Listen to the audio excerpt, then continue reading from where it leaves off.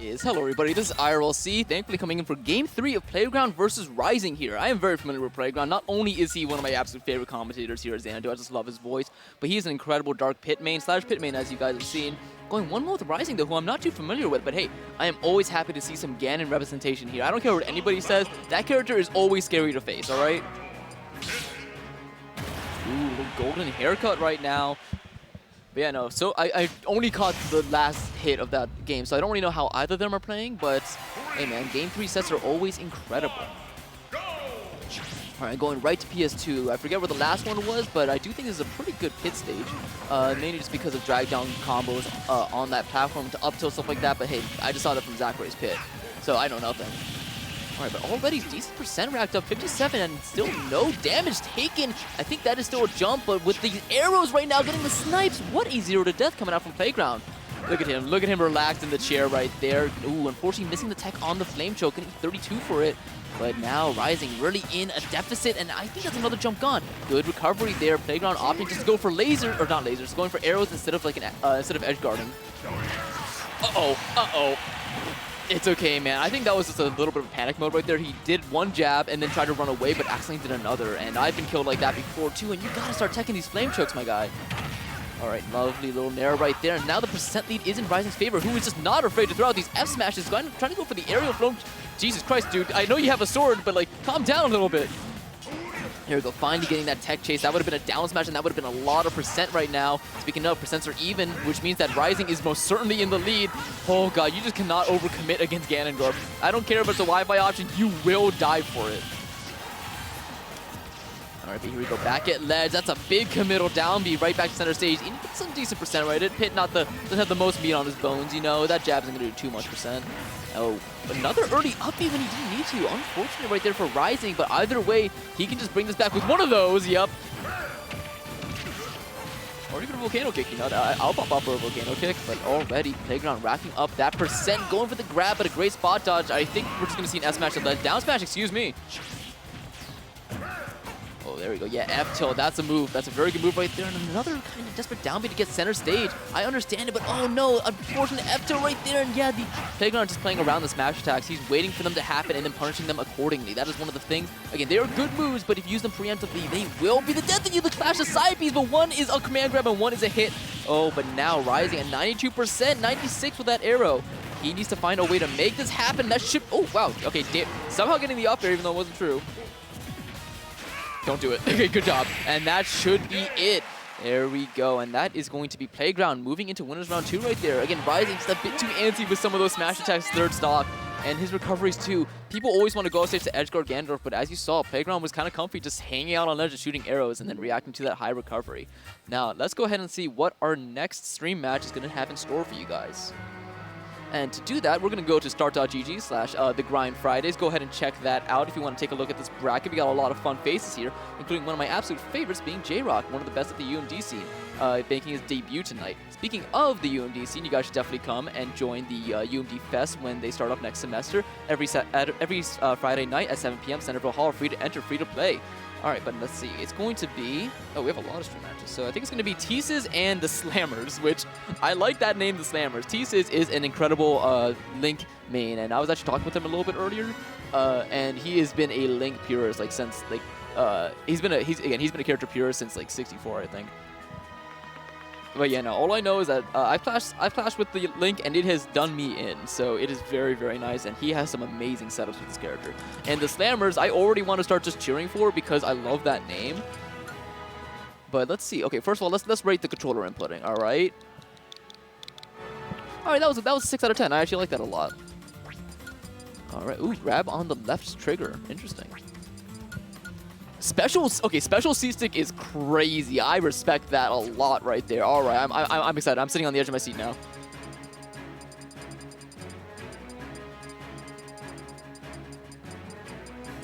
Somebody uses a diaper. I love looking at... Again, people do some different tags on stream, and it's always fun to see. All right, but it looks like both players have their tags in. I think PS2 is where we're going to be going for this game number 1. Oh yeah, there we go. AstroTurf beneath the toes. This is going to be a fun game 1 right now. TheSlammerss versus T-Sizz here at the Grind. Which one number is this? 238.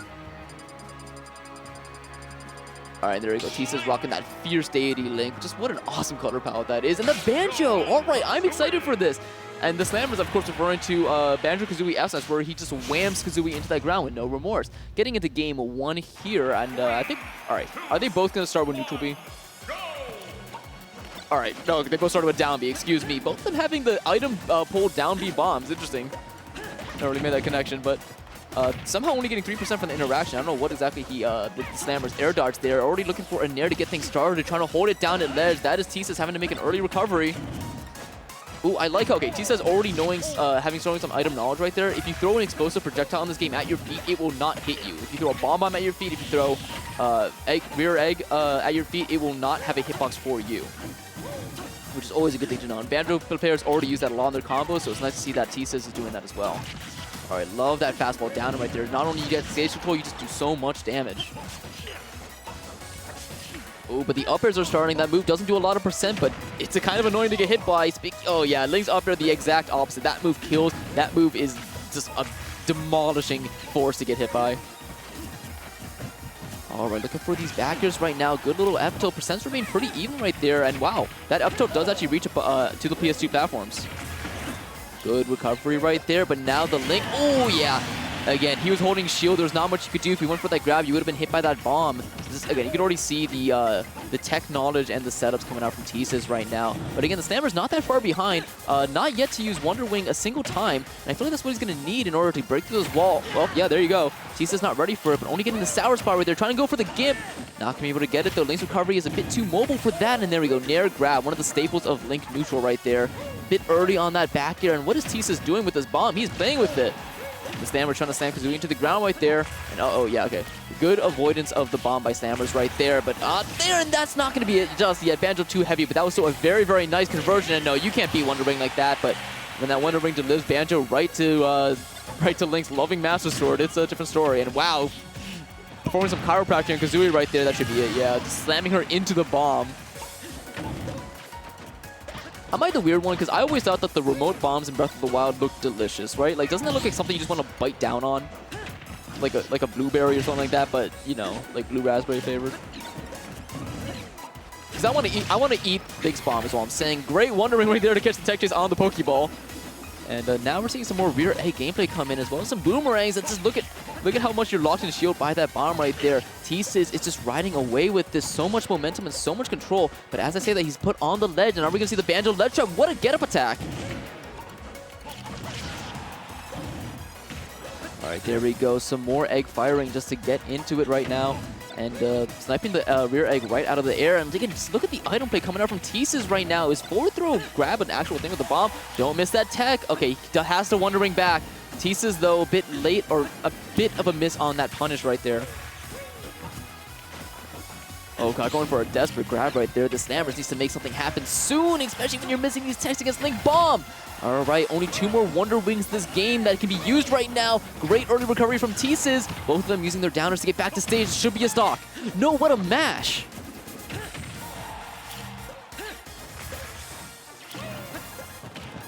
All right, again, this is just looking kind of like it. This TheSlammerss just needs to make something happen. I am losing more and more confidence in their ability to take this game. But what was that trade with the grab and the up smash right there? Bomb, unfortunately, going to be taking it with a bit of sus DI. And I think that was maybe an air dodge as well. But hey, the TheSlammerss, that's a download game. You know, you figure out what T-Sizz was doing, just figure out how to get off ledge, and then I think you're golden. Because again, he was trying to out-projectile Link, and I feel like that just wasn't working out. T-Sizz with that boomerang, with that arrow, and especially that bomb, was just running over the eggs as they came. All right, where are we going? Not Aegis shows Ultra, Hollow Bastion. All right, both. This is kind of scary right now because Link is no stranger to killing off the top. Also, hello there, Just Rap. How are you doing?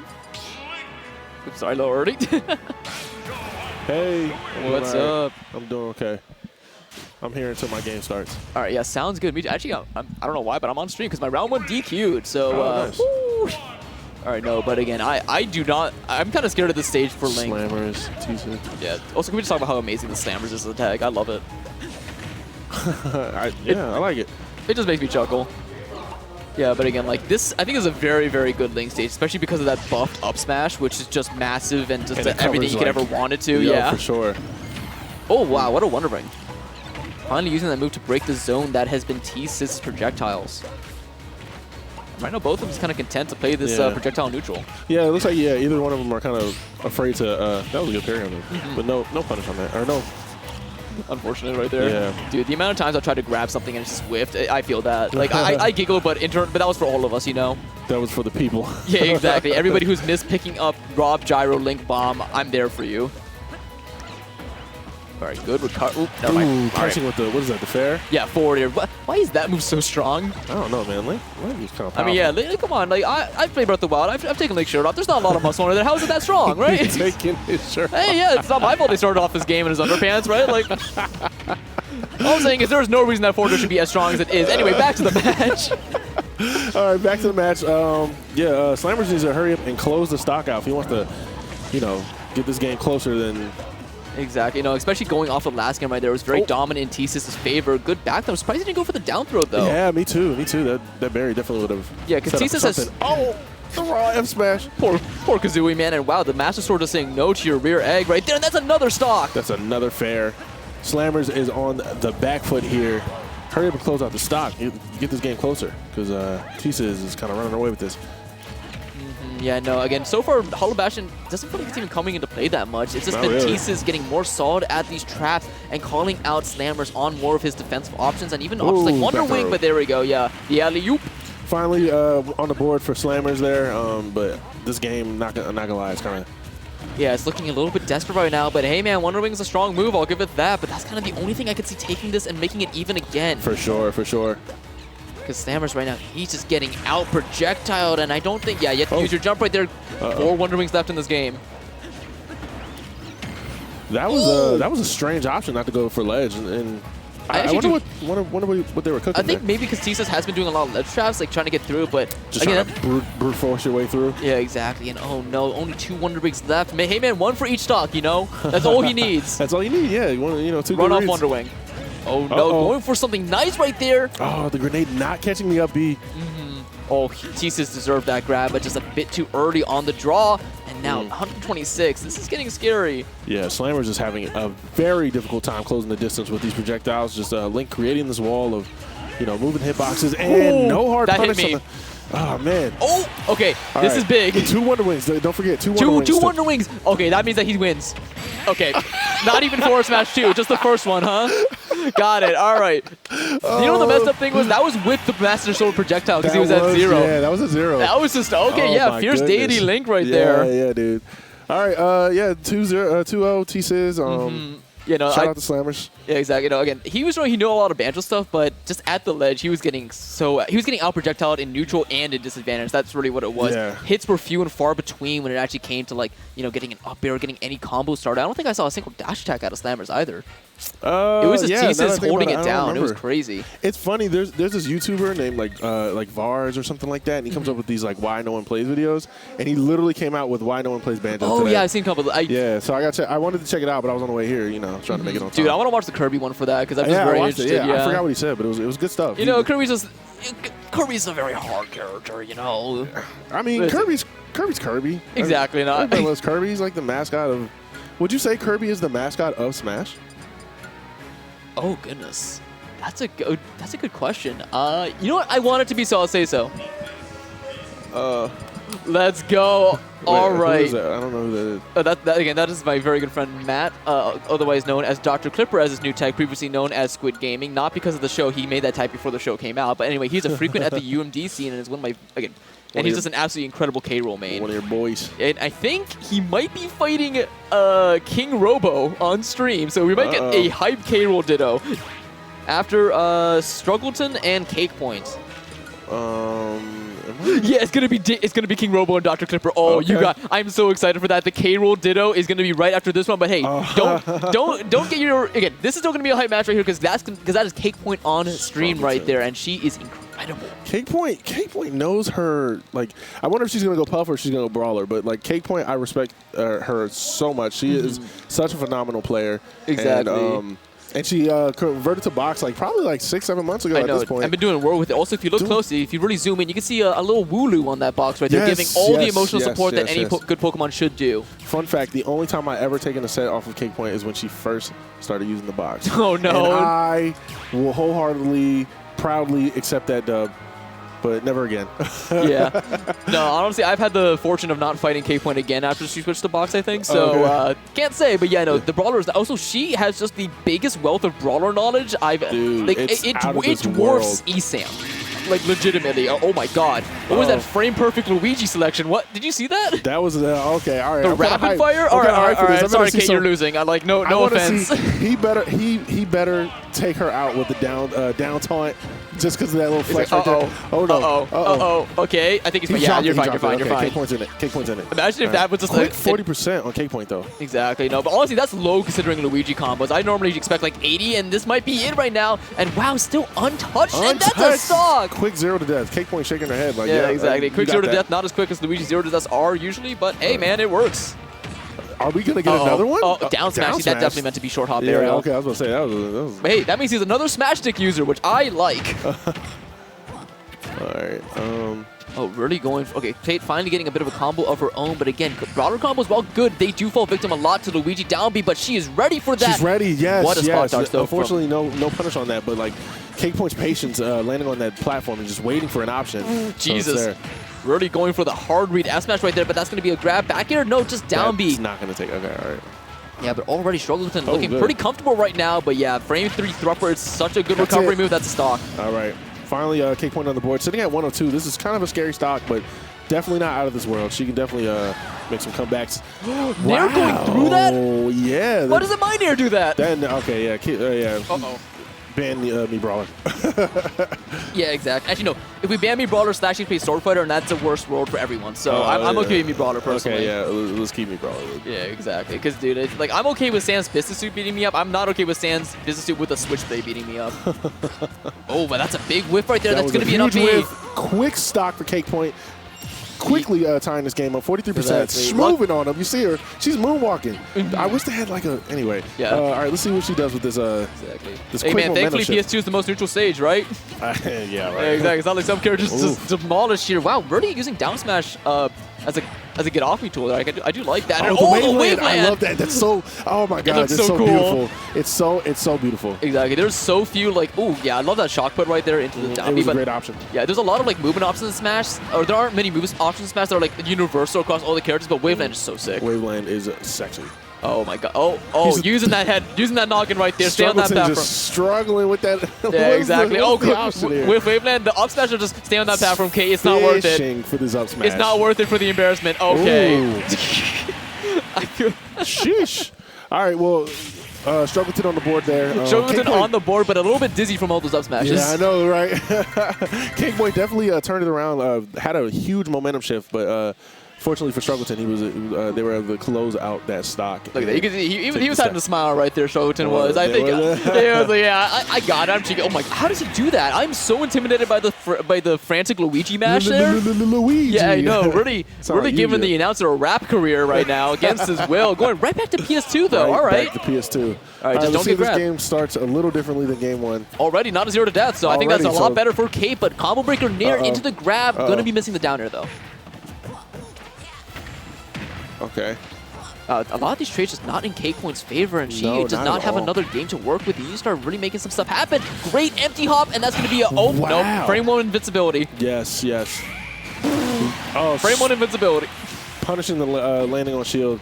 I play a Luigi main. One of my friends is a Luigi main. He punishes me for landing on shield all the time, so you got to watch it. Are we going to get a 0 to death? Oh, wow. That was an interesting one right there. Unfortunately for Struggleton, they're not able to close out these up B combos. I know, like again, that's the one area they're faltering in Luigi right now. I feel like their neutral is doing really good. Their disadvantage is great with that down B. Also, what was that up air back air?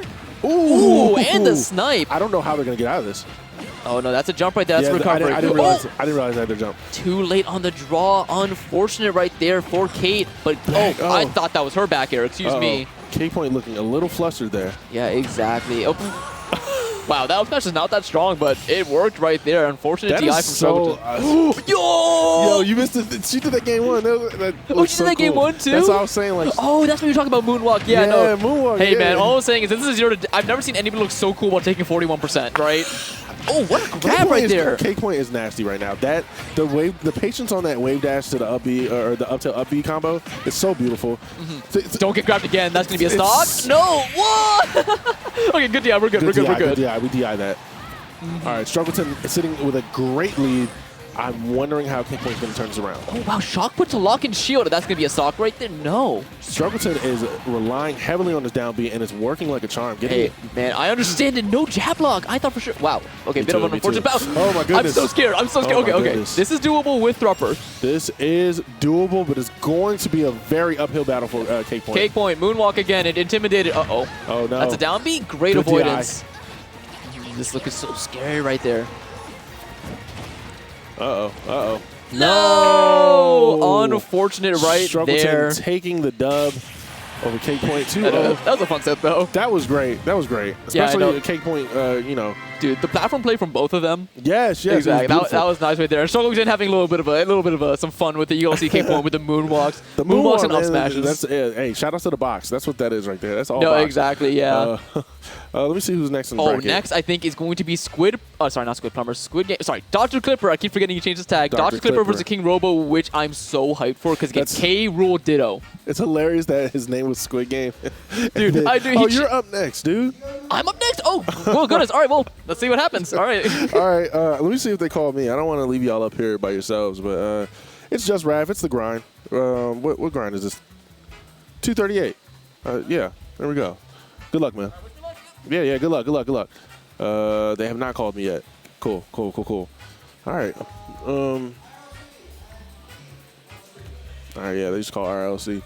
Ice Egg. I don't know who that player is. I am terrible with names. I should know these people, but I don't know anything except for my name and some Falcon combos and whatnot. So I'm assuming that we're not getting the K-Rool Dittos that IRLC was very excited for. They're probably playing off stream somewhere. I think he said the name was Dr. Clippers and then King K-Rool or KingRoBo. KingRoBo. Everybody knows KingRoBo. Very good K-Rool player in these streets. What's going on? A lot of yelling, a lot of screaming.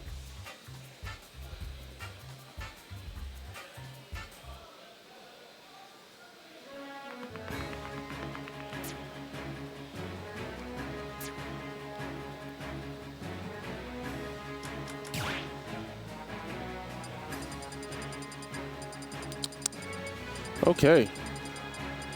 Let me pull up chat because I'm just sitting here and being quiet, not hyping up the crowd. What's going on, chat? I see y'all now. I got my phone out. I need somebody to join me on the mic here, or for chat to help me out.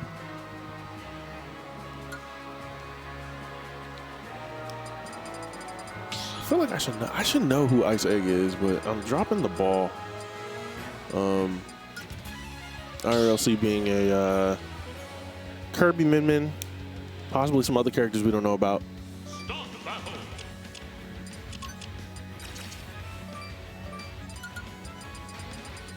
What's up, Bruzan? I can't spell. I can't read.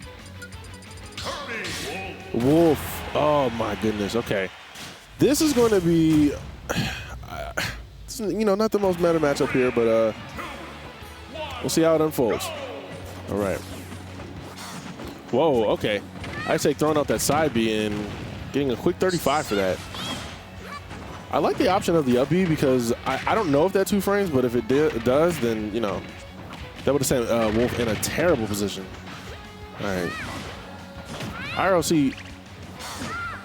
Whoa, okay. Man, IRLC is putting on the damage. I say cannot seem to, and as I say that, I say puts on some damage.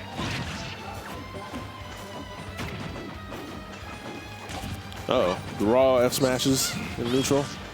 Well, you're going to run into these one of these days. 144 on Ice Egg. Up smash, taking it.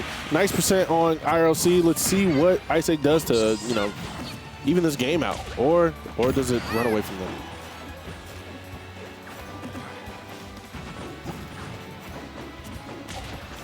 Man, these F smashes are neutral. I'm not a fan of them. Not gonna lie. Uh-oh, we got some combos. Oh, he was able to get out of that. Good stuff. I say. Double up B. Just a flex on him. Wow, not enough to close out the stock, but that, another good attack from Wolf and will send Kirby straight to the blast zone. Ice Egg on the board, 77%. Irlc is just like, man, on Ice Egg. Ice Egg is just not able to comfortably move around the stage or just, you know, set any setups or anything going on. Ice Egg is just kind of playing Irlc's game here. And another up smash to take it.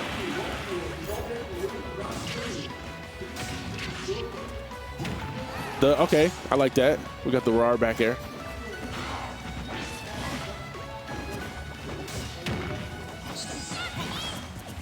All right, let's see if Ice Egg. All right, we got the forward throw shenanigans and was able to SDI out of that. Oh man, I'm telling you, one of these F smashes are gonna catch. I like the attempt on that back air, but just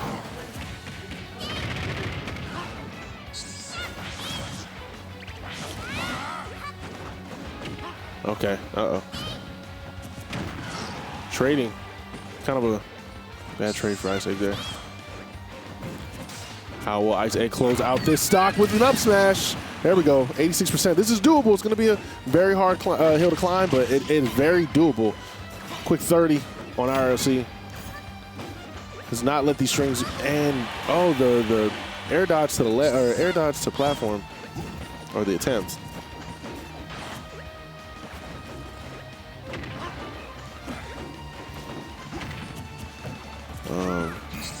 Ooh.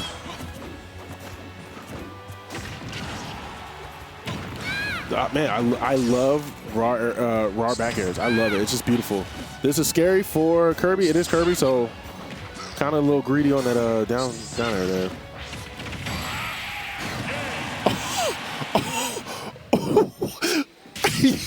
Yo, that was crazy. Shout out to Ice Egg. I take back everything I said. That was clean, bro.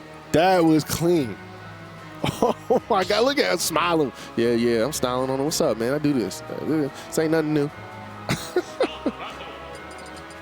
Dang, that's insane, bro. That's a terrible way to go out. But Irlc probably got the flame lit under.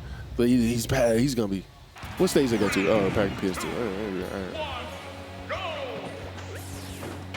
Oh yeah. Shout out to Rool. Yeah, Irlc definitely should get that laser. That'll definitely help out in this matchup. I don't understand why he has not inhaled once, but I'd be going for that every single time.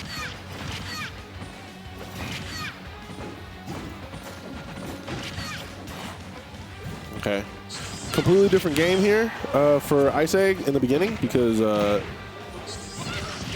yeah, Ice Egg definitely found their footing and. Oh, man. I wonder if that was supposed to be an up smash, that up tilt there. I don't know if that would have killed, though.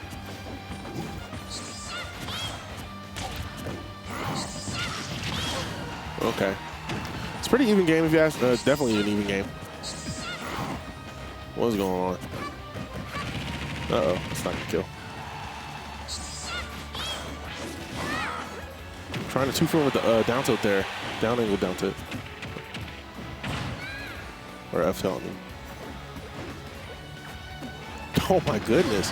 Why does Kirby have an air dodge like that? I guess Kirby is like a puff of air.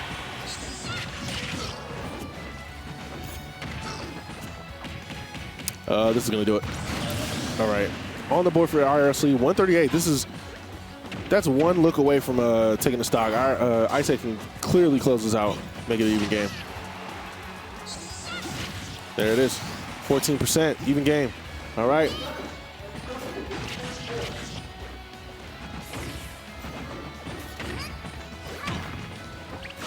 Whoa. Ooh, we're just throwing out raw F smashes, huh? Ooh. That air dodge. Yeah, Ice Egg really turned on the Jets this game too here. Like, I don't know What happened game 1?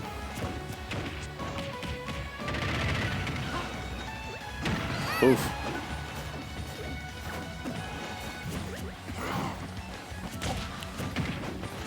No setup on these F smashes. Ice Egg just keeps throwing them out. Oh, they're taking it. All right, Ice Egg on their last stock. Kirby sitting at 100%, so that is a smash attack away from going straight to the blast zone, or a dash attack. We take those. All right, Irlc looking a little flustered there in the game cam.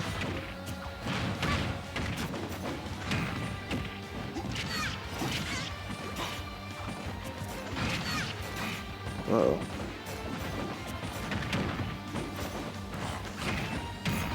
Man, Irlc has to do something quickly if they want to turn this game around. Oh my goodness, I told you!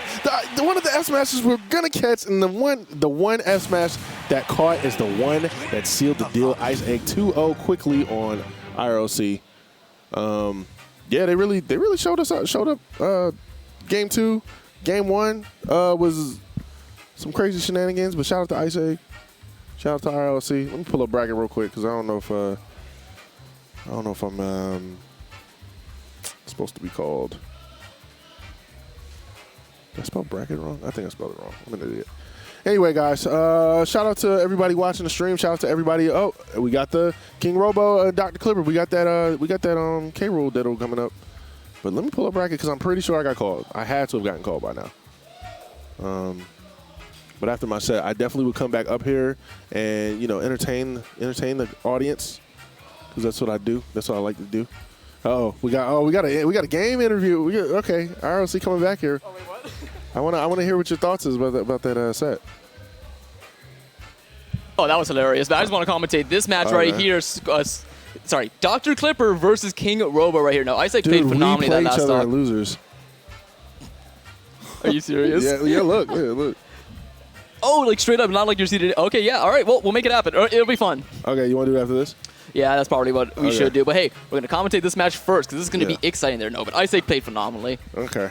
All right, yeah, Ice Egg really did. Like that, the beginning of game 1, it was looking like you just were in the driver's seat, and then they got that up B, which, sealed the deal. And then game 2 really just turned the Jets on and just like, yeah, man. So no, I did not feel like I could ever have a lead against him. Yeah, so shout out to Ice Egg. He activated like some other switch because again, like whenever he was at high percent, whenever he was at low percent, it felt like 2 different players, and it was really mixing me up. Yeah, good for them, man. Good for them. Like he stopped jumping a lot like when he was at higher percent. I kept trying to read it, and then he was able to punish that. That's something that I just was unable to avoid. But anyway, here we go. Oh, already setting the default skin away from KingRoBo. This is big right here. That is kind of hilarious. Yeah, exactly. All right. What is the secondary? He gave it back. No, come on, Matt. You own that. You own the default skin. You should have. Oh god, they're really, dude. They're just flashing croc colors on my screen right now. What am I supposed to focus on? There we go. Do they both use the default? They both use default. I know that. Yeah. Okay. Well, KingRoBo kind of went like the closest to the default, whatever that's supposed to be. So, all right, KingRoBo, Dr. Clipper. They better do a taunt. I want to see a taunt. Yeah, come on. You got no honor. What the hell? Yeah, me as a Falcon main, we always down taunt whenever you play one. But yeah, no, exactly. Like again, if there's ever a Kirby Dedede, I always start off with the shimmy. Yeah. Oh, KingRoBo trying to. All right. All right, sorry about that. All right, anyway, getting right in here, and how did Dr. Clipper already get this 110%? Yeah, KingRoBo just had some. We just both got called. Oh, don't worry about it. Here, let's just do game one. Game one. We didn't hear it. Yeah, we didn't hear it. Don't tell any other TO, but we're here to commentate this. And what? Okay. I looked away. He down throw. Down throw up smash. All right, dude, that must be so easy to get on K-Rool. I've never really thought about that. As we have a little Noon's Cradle action right there with the balls. All right, there we go. Forward air is so good. What a dash attack too coming out from from Robo right now. Oh, whoa. Oh my God, calm down now. All right. Oh man. Oh wow, great nair. Up air for KingRoBo. Yeah, exactly. Such a good move, man. And again, the thing is, like, belly armor is going to be. I think we're going to see a belly armor break this set right now, just with how hard both of them hit. I'm shocked he did not go for down smash right there. That should be an up tilt dash attack. Dash attack. All right. Ooh, not enough though. Oh, okay. Oh yeah, dude, K-Rool can just nair through K-Rool. There we go. Wow, Robo, it looks like he's just running. Again, I feel so bad because ever since Matt changed his tag to Dr. Clipper, I've only seen clips of him. like he can get clipped, you know. They may or may not have been a B, but Robo! Homie stock, there we go. Homie stock. We do it for the rules, the K rules. Yeah, exactly. Oh my! Oh, yeah. Dude, if his belly armor just broke from that, that would have been insane. All right, come on, Clip. You can. No! I knew it! Let's go! Jesus Christ! All right, man. Don't let it get to you, man. Don't let it get to you. It's fine. That was awesome, dude. Exactly. Oh my God, good stuff. Dude, you know that's gonna get clipped too. Come on, Dr. Clipper. Yeah, that was. What were all the years in grad school for if you're getting clipped now? Oh my goodness. Oh, Dr. Clipper, man. You're supposed to be making the clips, not I know, getting right? clipped. Dr. Clipper, come on now. Dude, don't be the clip punching bag. Yeah, come on. I mean, you are fighting KingRoBo. This is a tough. I know. Tough match. Don't go Wario Bear. It's not worth it. Oh yeah, we're just going any stage. Yeah. Town City. All right. Okay. All right. I like that. I like it. That's a strange pick. Yeah, exactly. All right, yeah, we're going right back into it. There's no way you can counter pick now. Yeah, there we go. Oh, switching to white K Rool. All right. Listen, man, trying to blind the eyes a little bit when the sun is setting here on. Oh, wait, no, it's already nighttime. It is. Yeah, it's already nighttime. Yeah, exactly. Not going to be any. Both start with just the crown. As you should. There's only been projectiles right now. Oh wait, no, sorry. Robo's the white K. They're switching up between defaults. So that means that we're gonna see a best of 3 set, or because now Clip wins because he has default skin. Oh my God, 20% from that back air, from that up throw though. So strong. Using K Rool's body fat like a neck pillow. Yeah. For the trip after the forward air. That's the puniest get up attack. Yeah, no punish on the trip, and this is scary. Oh my God, dude, they kissed midair. They did. Oh, I think that's a regrab. Yeah! No, he's still alive. He's still alive. Oh! He's a fat boy. There we go. Great clap right there. All right. At least the game is even. And oh my God. All right, Matt. Come on. You got this. You got Clipper this. Was going deep for that. No punish. Oh, I'm surprised we haven't seen a down B reflection yet, but I guess because it can just immediately get reflected back at you. No grab, and now this is going to be up smash. Up tilt. Up tilt. Not enough. K Rool just got sent flying right there. All right, but this is already looking a lot more even than game 1 right now. That's it. No, getting avoiding out of it. Wow. How does K Rool avoid that, but I don't? Up smash? Oh, just F tilt. Okay, wow. I wonder, what? Why not enough? Yeah, Clipper, he wants to clip. That's why, you know? I guess so. 176 right now. And what? Dude, that would have been insane if they both died right there. Died. Yeah, that would have been awesome. Oh, soft forward air. So unfortunate right now. What is the edge guard attempt? Oh, just full hop above ledge. All right. Come on. That was a counter right there. You're going to get grabbed. Counter. Yeah, that's what I was thinking. Oh, my God. Dude, Robo is so good at the ditto right now. Yeah. Robo is showing his knowledge of the character. There it is. Reflect. Oh, my. Up aired right into it. All right, Robo, what's the... Oh, getting the sour hit. Unfortunate right there. Just how do you get back? You're dead. You're dead. Yeah. All right, come on, Mac. You have one more chance to get a clip right now. I don't know if you're winning this game. In fact, I'm going to root against you. But you can get the clip. No, oh, my God, no, Robo. No. All right. He went a bit too ham right there. All right. Don't get spiked. Oh, the belly armor coming in clutch. Yeah, I know, but how many times could it come in clutch before it just shatters again? All right. Oh my God, good avoidance right there, but getting grabbed, you can see, that's the smile of a man who knows he's getting destroyed right now. Oh, good avoidance. I've actually never, KingRoBo choosing the counter. Dude, I've never seen K Rool with the crown, with a crown in his hand. Yeah, exactly. He's doubled the royalty up tilt. Oh my God. That was awesome. I'm glad that's on the books. I'm glad that was on stream. Yeah, we definitely have that. No, we had to hold a bracket for that. I hope everybody understands that this was a bracket-defining set, and that we had to stop losers bracket from happening to make it work. Now now we got to go back and exactly. So, hey man, sorry, play.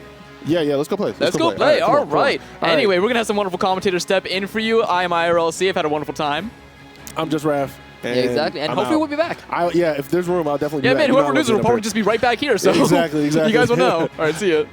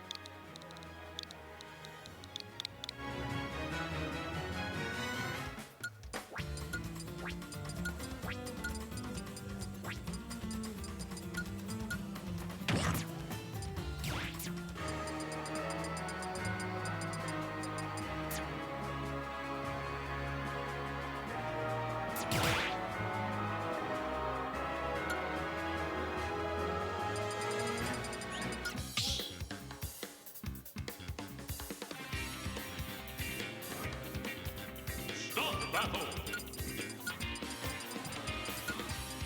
Ice Climber, Little Mac.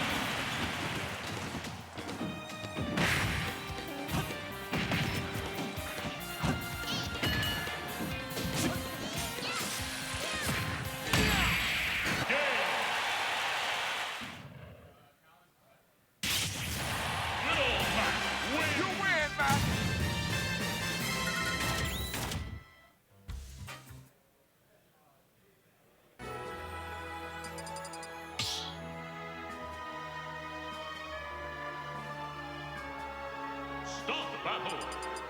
Little Mac, Ice Climber.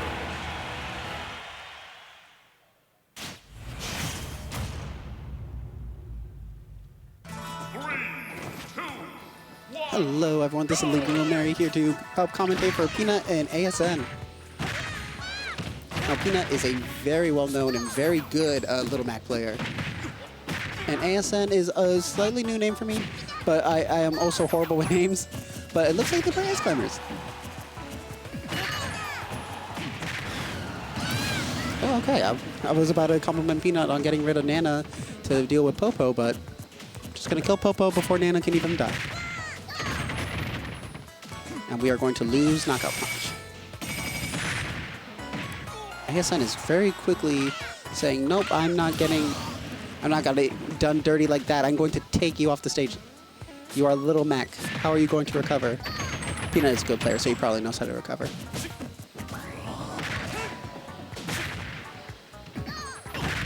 Ooh.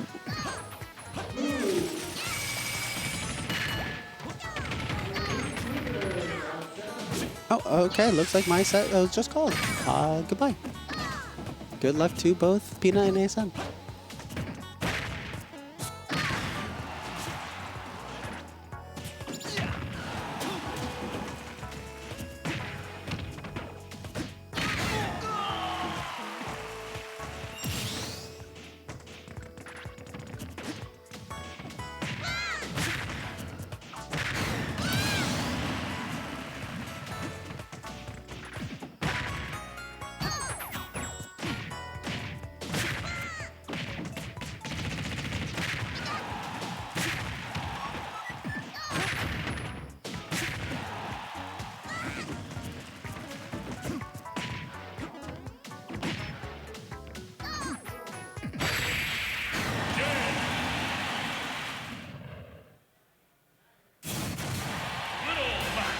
What it takes, Mac.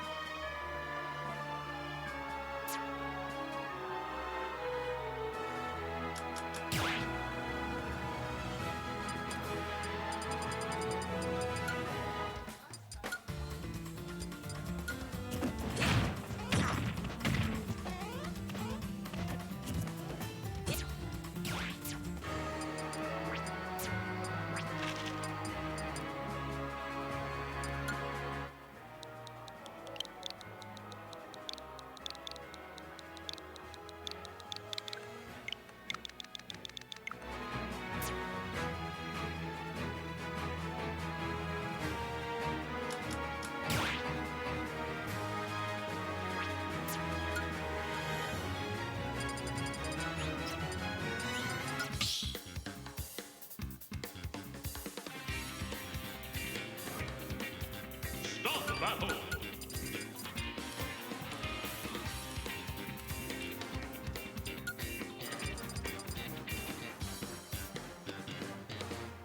Whoa, Dedede.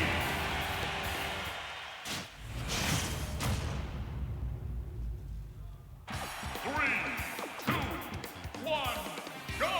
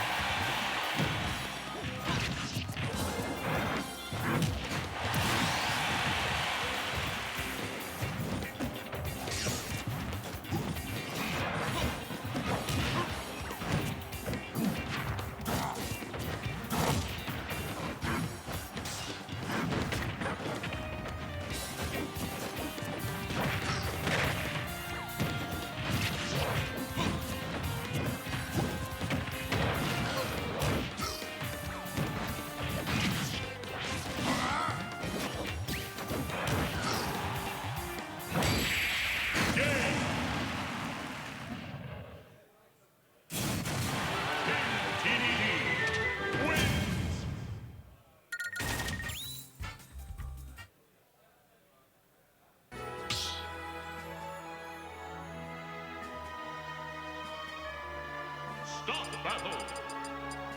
Dedede.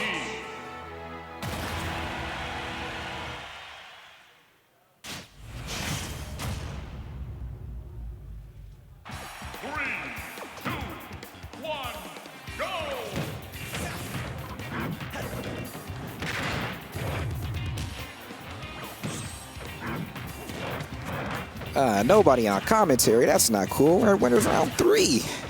I'll hang on for as long as I can. I got redemption coming up. It's your boy Playground. You are watching D3 Will and HeroMain69, a.k.a. Sunfish, a.k.a. what is going on with all these alt accounts? Every time we get on here, someone I know is using a name that's not the primary name. Anyways, HeroMain69 not using Hero. I'm really upset. I don't know what Sunfish is going for here. He does this troll thing on Twitter. He's like, maybe I'll go random. Maybe I'll go straight Steve. I don't know what the strategy going with Fox here is. I think he's being serious because Fox is one of his like pre-messing around memes, right? So he's really trying to beat D3 Will here. Not going so hot so far, seeing as he's down a set and down a stock. But, you know, The glass cannon that is Fox can definitely kill at 130, even if its character is big and heavy as Dedede. Oh my goodness, but Dedede, he's got the little bouncing spike ball and the dash attack, which at the ledge is extremely active. Yeah, it has so many active frames. What are you supposed to do about it? D3 Will steamrolls. 3 stocks, game 2. Sunfish gonna have to go to losers and figure out the Dedede matchup. But yeah, like I said, what's up, everybody? It's your boy Playground. Like I said, I'm hanging on for as long as I can. Thank you for coming to the grind. 200 and something. I should probably know that if they're gonna let me hop up on mic. But yeah, it was an okay week for me. You know, I went 2-2, but winning winners round 1 didn't mean anything. I still went out and losers round 2, so I still got redemption. We gonna get these redemption sets in. We gonna keep improving. That's how you come here, right? That's how you come to the grind. To do what? Grind. To get better. So that's what we're going to do today. Coming up next, we've got GUMMY, well-known Joker main. Has been dabbling a little bit with Snake to get the hang of the Snake matchup. I doubt he brings it out this deep in bracket, though. He's trying to win. And then we have Diz. Diz, I want to say, is Luigi. I'm not sure. I can't remember. But yeah, an exciting week here in MDVA, and we appreciate you coming out on a Friday. You could be anywhere. You could be at the club. It's Friday. You ain't got to work tomorrow, or maybe you do, but, you know. Most 9-to-5ers don't, so you could be out having a grand old time, but, you know, you decided to hang out, pull out your phone, pull out your laptop, and hang out with us at VGBootCamp, and we appreciate you. But yeah, speaking of movies, I have not been to the movies lately. I got the AMC Subs Pass thing, and I have not been using it. That's like $25 a month, just gone. I had a whole thread going. I was going to 3 movies a week. It was great. I don't know. I got to get out of the what is it? The summertime funk? Like it's nice outside. I should be happy to leave the house. I don't know. I got to figure that out. But that's me. That's my personal problems as I try to fill up airtime here. And again, I said this last time I was here, but you know if you're going to be on stream, right? We're our competitors. Yeah. Again, if you're the first match, maybe you ran to the bathroom. They said they were delaying. You know, they said they're delaying the tournament a couple minutes. You don't realize it starts. I'll forgive you. Not when we're, you know, like 5 stream matches in. You got to know by now. You got to get over here. You got to get up. Anyways, we got Diz. I see GUMMY walking around here. Where is GUMMY? I saw him earlier tonight. I think he's approaching the stage right now. He's hard to miss. He's a tall guy, long, beautiful, flowing hair. Everyone likes him. Cool guy. There he is. There's our boy GUMMY. But yeah, excited for this matchup. Like I said, I don't know as much about Diz as I know about GUMMY. I feel like GUMMY is probably ranked higher just because I am more aware of him than Diz, but I feel like I've seen Diz before, and I feel like I've seen his Luigi, and I feel like I've seen him wreck shop. If this is the person I think he is, right? If he is Luigi, I think he is. You have to be, of course, scared of everything, or scared of the thing that all Luigis do, which is that 0 to death. You get grabbed and down aired and grabbed and down aired and you catch an up B. That's scary. But Diz also just knows neutral in general with Luigi. And most especially landing with that down B. I swear, that tornado, it doesn't matter how many times I've played any Luigi, that tornado is going to catch me every single time. Any type of momentum I thought I had an advantage with Luigi floating in the air just disappears. I'm here talking up a Luigi, and he must not be the guy I'm thinking of. Or maybe he is, and he's just giving up Luigi. Anyways, we're going to see Lucina versus something. We backed out of the game. I don't know what happened. Speaking of stream sets and going back to fixing the controls, dude, I messed up my controls twice on the first stream match today. I realized it too late. I was like, whatever, I'm just going to play through game 1, and then I couldn't even recover. I was like, whatever, dude, I'm just going to give you game 1. But Rising, being the nice guy he is, he's like, no, I'm not going to take that game from you. We'll just reset it. I felt like I didn't deserve that, but, you know, Rising's a cool dude. He gave that to me. But after that, I still left on tap jump. Like, I messed up my controls twice, and I wasn't about to do it again. Like, hey, can you let me go fix it? Like, no, like, I'm on stream. Like, I just had to, you know, grin and bear it. But that happened. So I was like, you know what, man, it might be time to hang him up. I'm old. I'm senile. I don't know how to set my old controls. And then my very next match, for the first time ever, I took a game off of Pink Fresh. And I was like, oh, my God, maybe I'm not the worst. Of course, you know, he switches to Wolf and destroys me afterwards. But that's not the important part. The important part is I forced game 3 Speaking of Game 3, we've got a couple of wins to spread around here before we get to game. I don't know what I'm transitioning to. We got Diz, we got Gummy. Like I said, we've got the, I guess, the more well-known Joker versus this Lucina here. But early on, I would say Lucina's got some pretty good movement, puts up 33% unanswered before Gummy is able to break the seal on this first stock. But yeah, against Joker, no lead feels safe, right? Because as soon as you get your momentum going, what happens? That's what triggers Arsene, and then he just does that to you. Like, yeah, like I said, Diz came out strong, put up a lot of percentage early, and then, you know, Arsene is just a whole other character. It completely switches things up on you. So yeah, you go from feeling like you're in control to down a full stock here. But yeah, now with Arsene gone, Diz, you have to capitalize on this stock right here, right now. You absolutely cannot, you know, do little damage, right, and let a second Arsene pop out in the first stock. You got to figure out a way to close this out now. But right now, Gummy seems to be locking in, and he's winning with just vanilla Gummy right now. Let's see, the Dancing Blade is going to take it. So there you go. You're on the board if you're Diz. 91%, not the end of the world. Especially with Arsene gone, we just saw him the first stock. You know how to tack on percentage, so you can close the gap here. But yeah, see, look, that the up air, the drag down up air into up smash usually kills. That's how you fell out of it. I guess the platform saved him. Usually that's what ends up getting you killed against Joker, but not this time. We've got Arsene back out, but like we said, Diz doing a good job. He knows how to rack up percentage as Lucina, and is actually doing a very good job of closing the gap. Gummy going way off stage to try to secure that stock. Doesn't get it, and now he gives up stage control. He's actually the one in the bad position. And with that, Arsene is gone. Diz has brought this all the way back. I thought he had the footstool there. I thought Diz was going to take a footstool stock. I was about to pop off. But suddenly, Gummy's Joker, I was going to say not nearly as scary, but if you're at like 150%, yeah, you're going to die anyway. But still, you know, last stock you were down 90%. You've already got your opponent up to over 132. You should go into the final stock with not nearly big a deficit. Let's see if Diz can close things out here, though. But yeah, for Gummy, you try to just get as much mileage out of this stock as possible. Oh, no, but the down guns. That's one of Lucina's weaknesses. The recovery isn't the best in the game.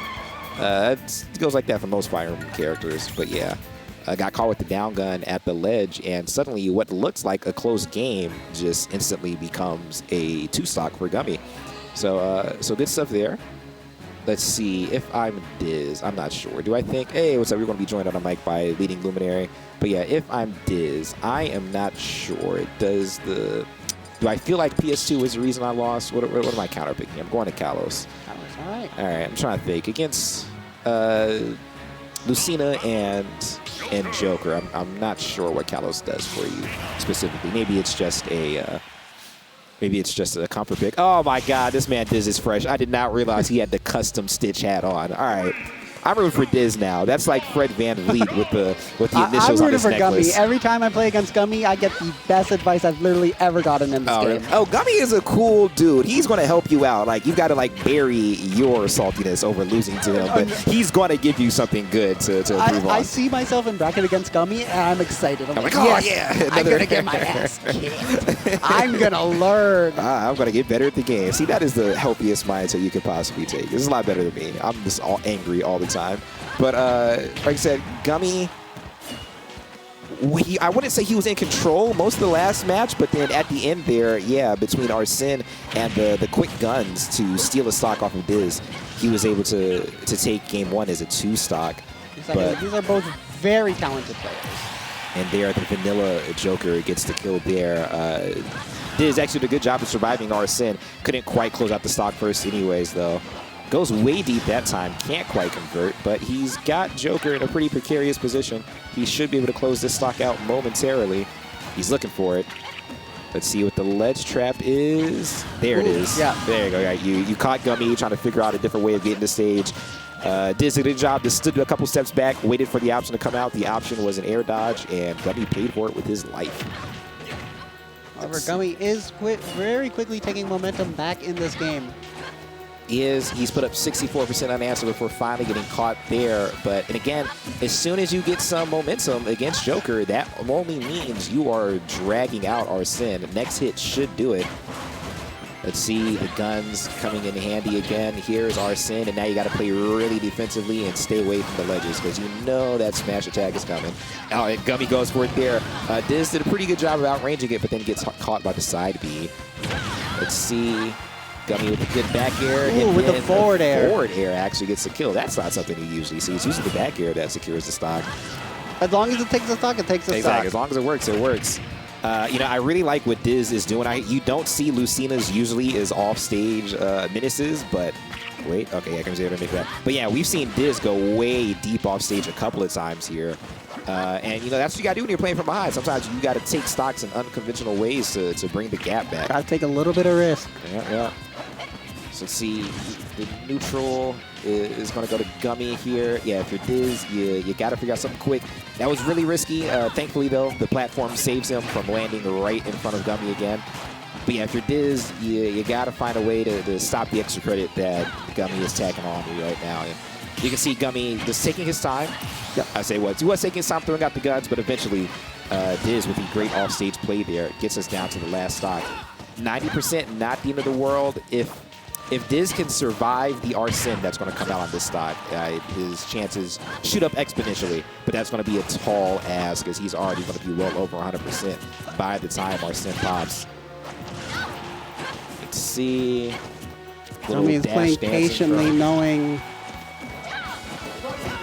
So yeah, a little bit of dash. This very patient play out of Gummy right now. Gets the drag down up here.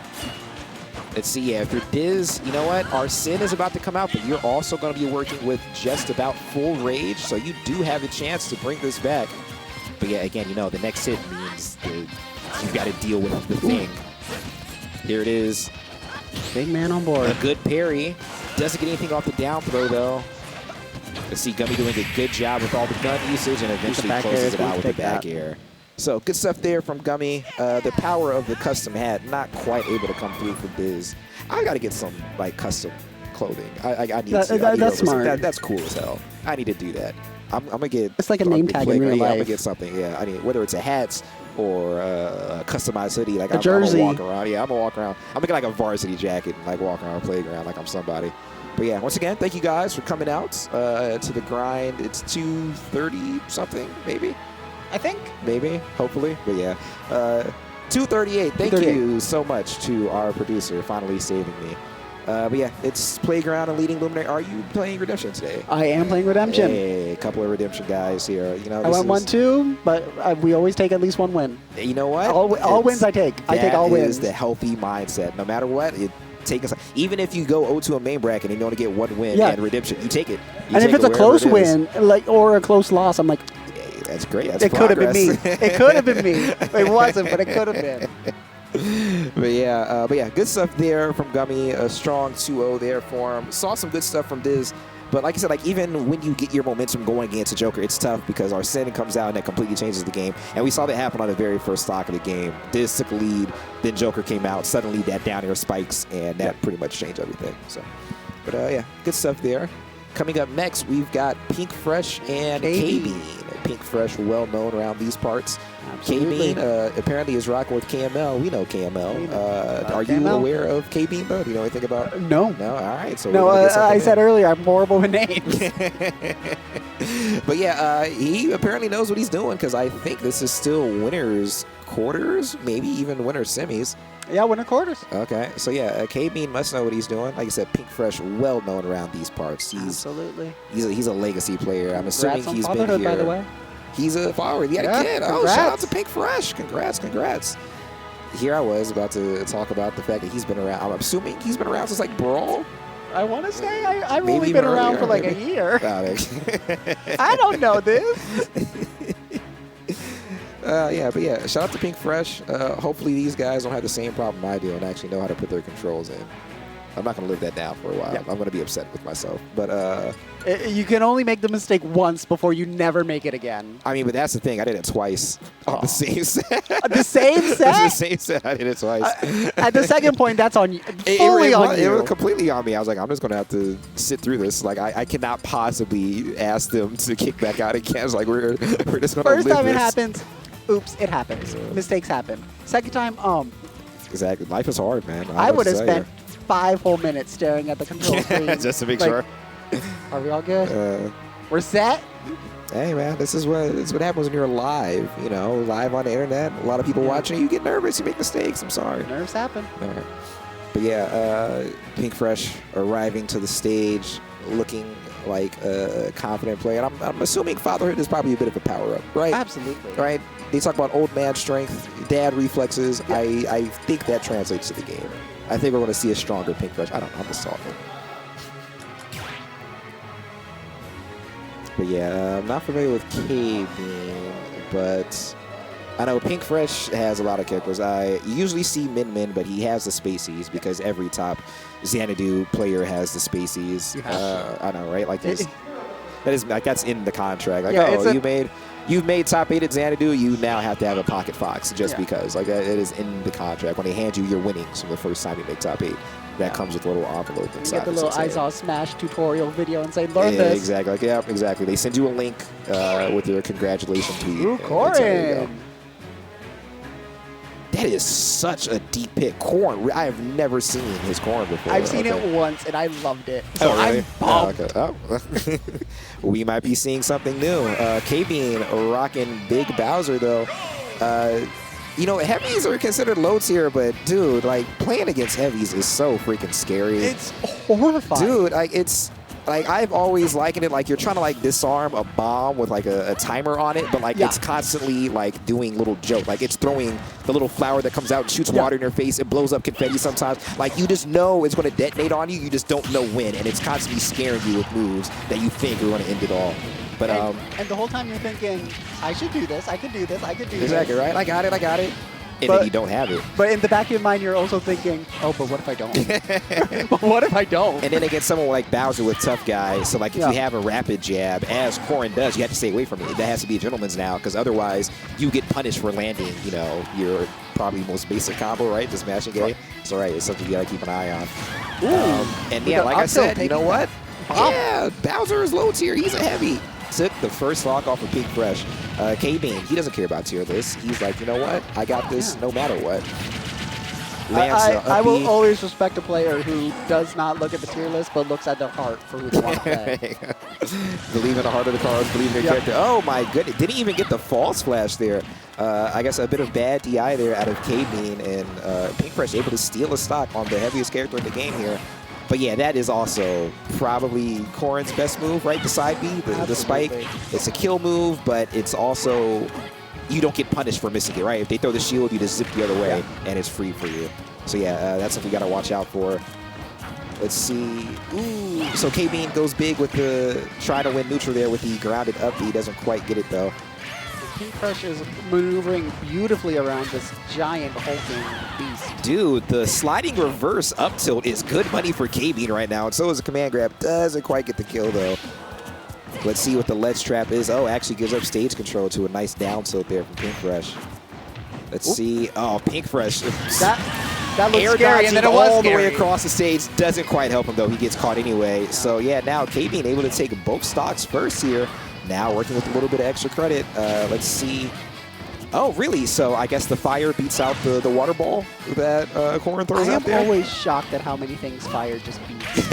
It just wins against, right? There you go. Beats out an attack there and quickly racking up the damage. Air dodges off stage. Okay, very smart. So you saw him recover in the opposite direction to make sure he doesn't get caught by anything. He's still able to grab onto the ledge. But now, dude, if you're Pink Fresh, you're a little bit worried because Bowser's already scary. Bowser with full rage, even scarier. Oh, a misinput there. KBean facing the wrong direction on the fire, and again, ends up costing him a stock. But yeah, so 57% extra credit, not the end of the world if you're Pink Fresh. You can definitely bring this back, especially with the characters quick as well. Yeah. So let's see. Ooh, a little close range fire there. Maybe not the best decision. Eating a bit of a combo here. Let's see. Not able to shield against the slow-moving projectile. This seems to barely catch KBean every single time. Pink Fresh is doing his best to try and keep KBean in the corner. Right, exactly. That really is just the best spot that he could keep him.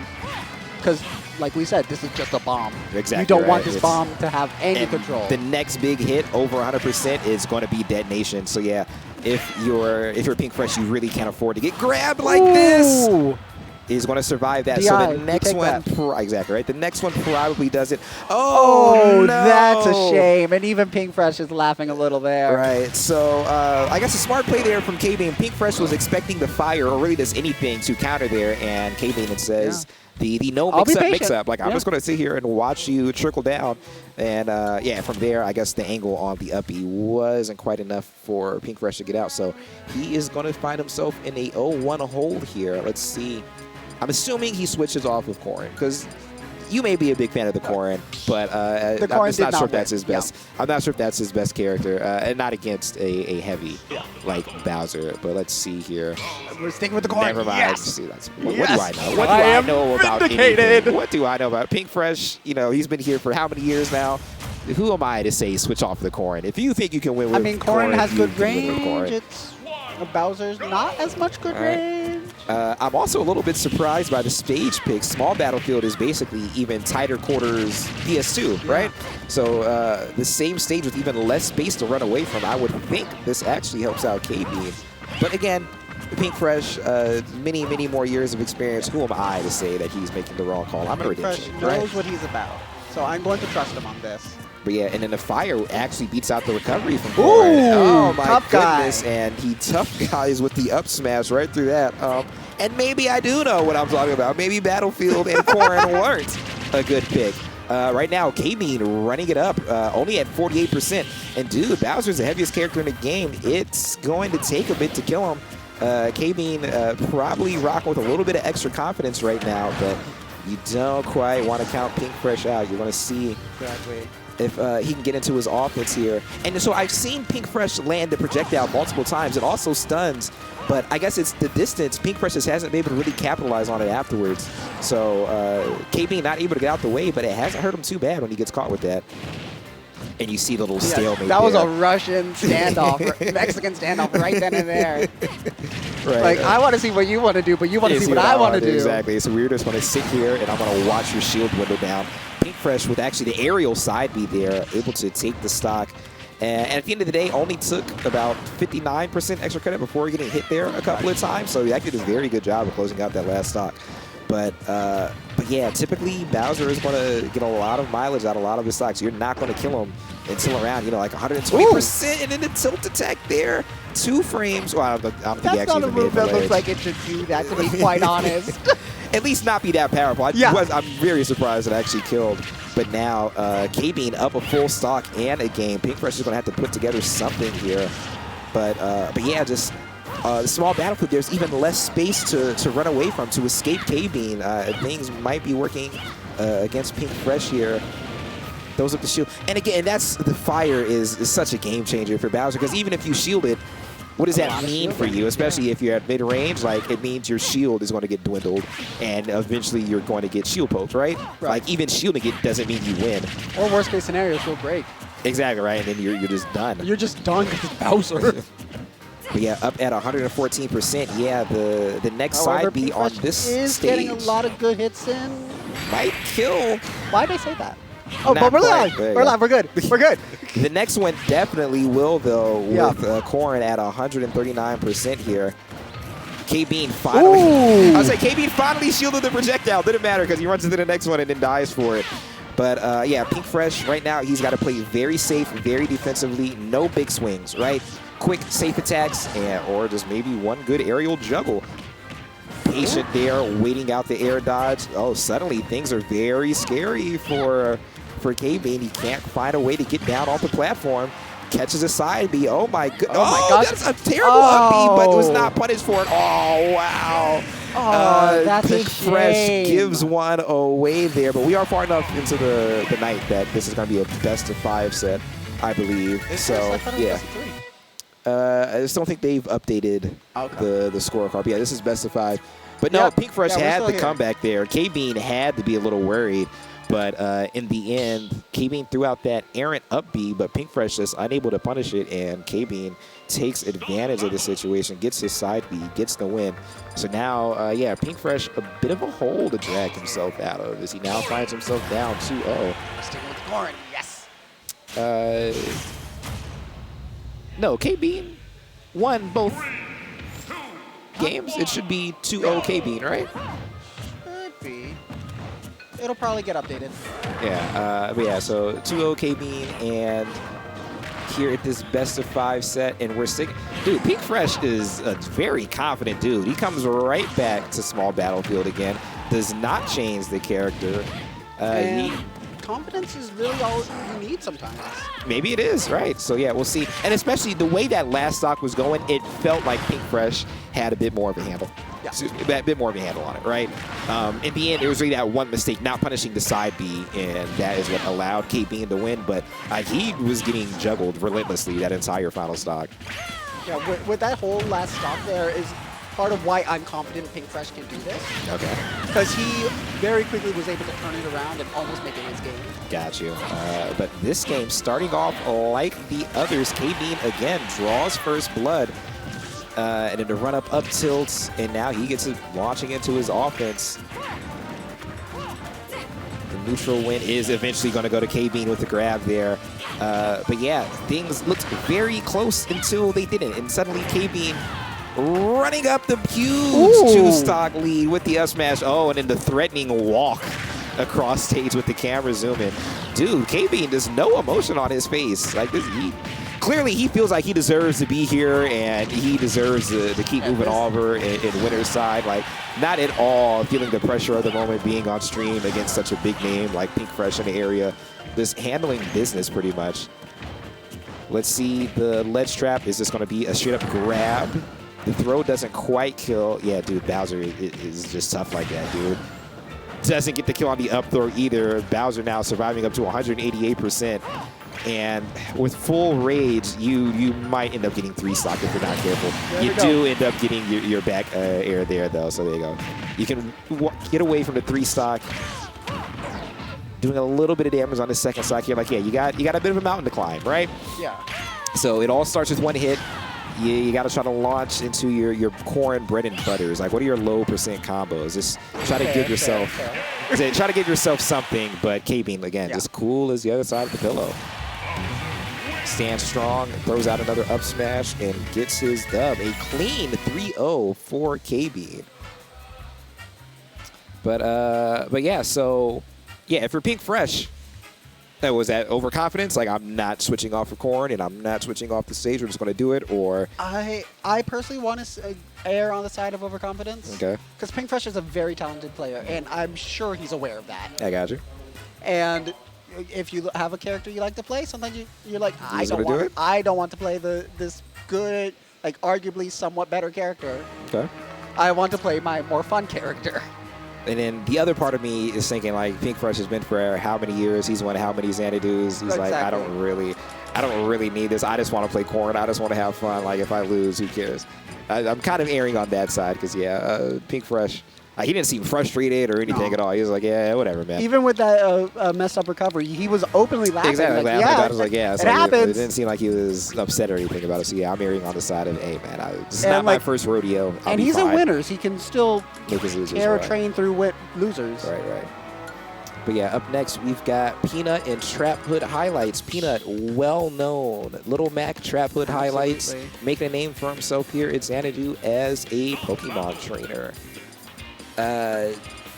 So it's one of those things like, oh, character matchup-wise, really, I know nothing about what I'm talking about. I was like, oh, yeah, Little Mac is the worst, but, you know, if you make it this deep with Little Mac, you know what you're doing. That is completely irrelevant here as we're going Roy versus Pokemon Trainer. I've never seen the Peanut Roy. Neither have I, but I know Roy just in general is a very scary character. Like, you lose a couple of neutral interactions, suddenly you're at 90% and you're terrified of Dancing Blade at the corner killing you, right? But yeah, if you're TrapHoodHighlights, I guess you do what all Pokemon trainers do, right? Low percent Squirtle, mid-percent IV, and then once you get to like 120%, you just extend stocks with Charizard. Let's see here, the grab gets the 40 off mid-percent, we went to IV. Exactly, pretty much. Let's see what the recovery is like. Okay, so we saw the first time that Roy went off stage, and there it is. There he goes. Like, he saw him go for the down air, didn't quite land it, but gets it on that third try. So yeah, TrapHoodHighlights, like I said, making a name for himself here. I wonder what Peanut's seeing. Maybe Peanut's just testing out a new Roy. maybe he this matchup specifically, he's played TrapHoodHighlights a couple Maybe like times. Paintbrush, he just wants to have fun. Maybe he's He just decided wants to having try a a good new time. character. Like, I've played Peanut. Not played Peanut. I've associated Little Mac with Peanut so much that I've just called him Peanut. Like, I've played Little Mac so often, I'll change it up. There you go. So yeah, I'm actually really surprised Peanut wasn't able to get the jab into back air kill there. And I'm That's also a Roy very classic. surprised that TrapHoodHighlights switched back over to Squirtle at such a high percent, and then the Ivy does get cleaned out by that jab interfere. Let's see here. So back to Squirtle. Both players kind of dancing around each other, and then Peanut wins out with the up B there. And the Dancing Blade racking up damage now. Back to back, and we're just about even on percentage. Let's see, fair at the ledge. And then just using his superior ground speed to kind of stalk TrapHoodHighlights while he's in the air right now. Just doing a good job of holding on to stage control until TrapHoodHighlights is able to get every bit of that. Was that an up smash? I'm not sure. That was Bullet Seed. That was neutral B. Gotcha.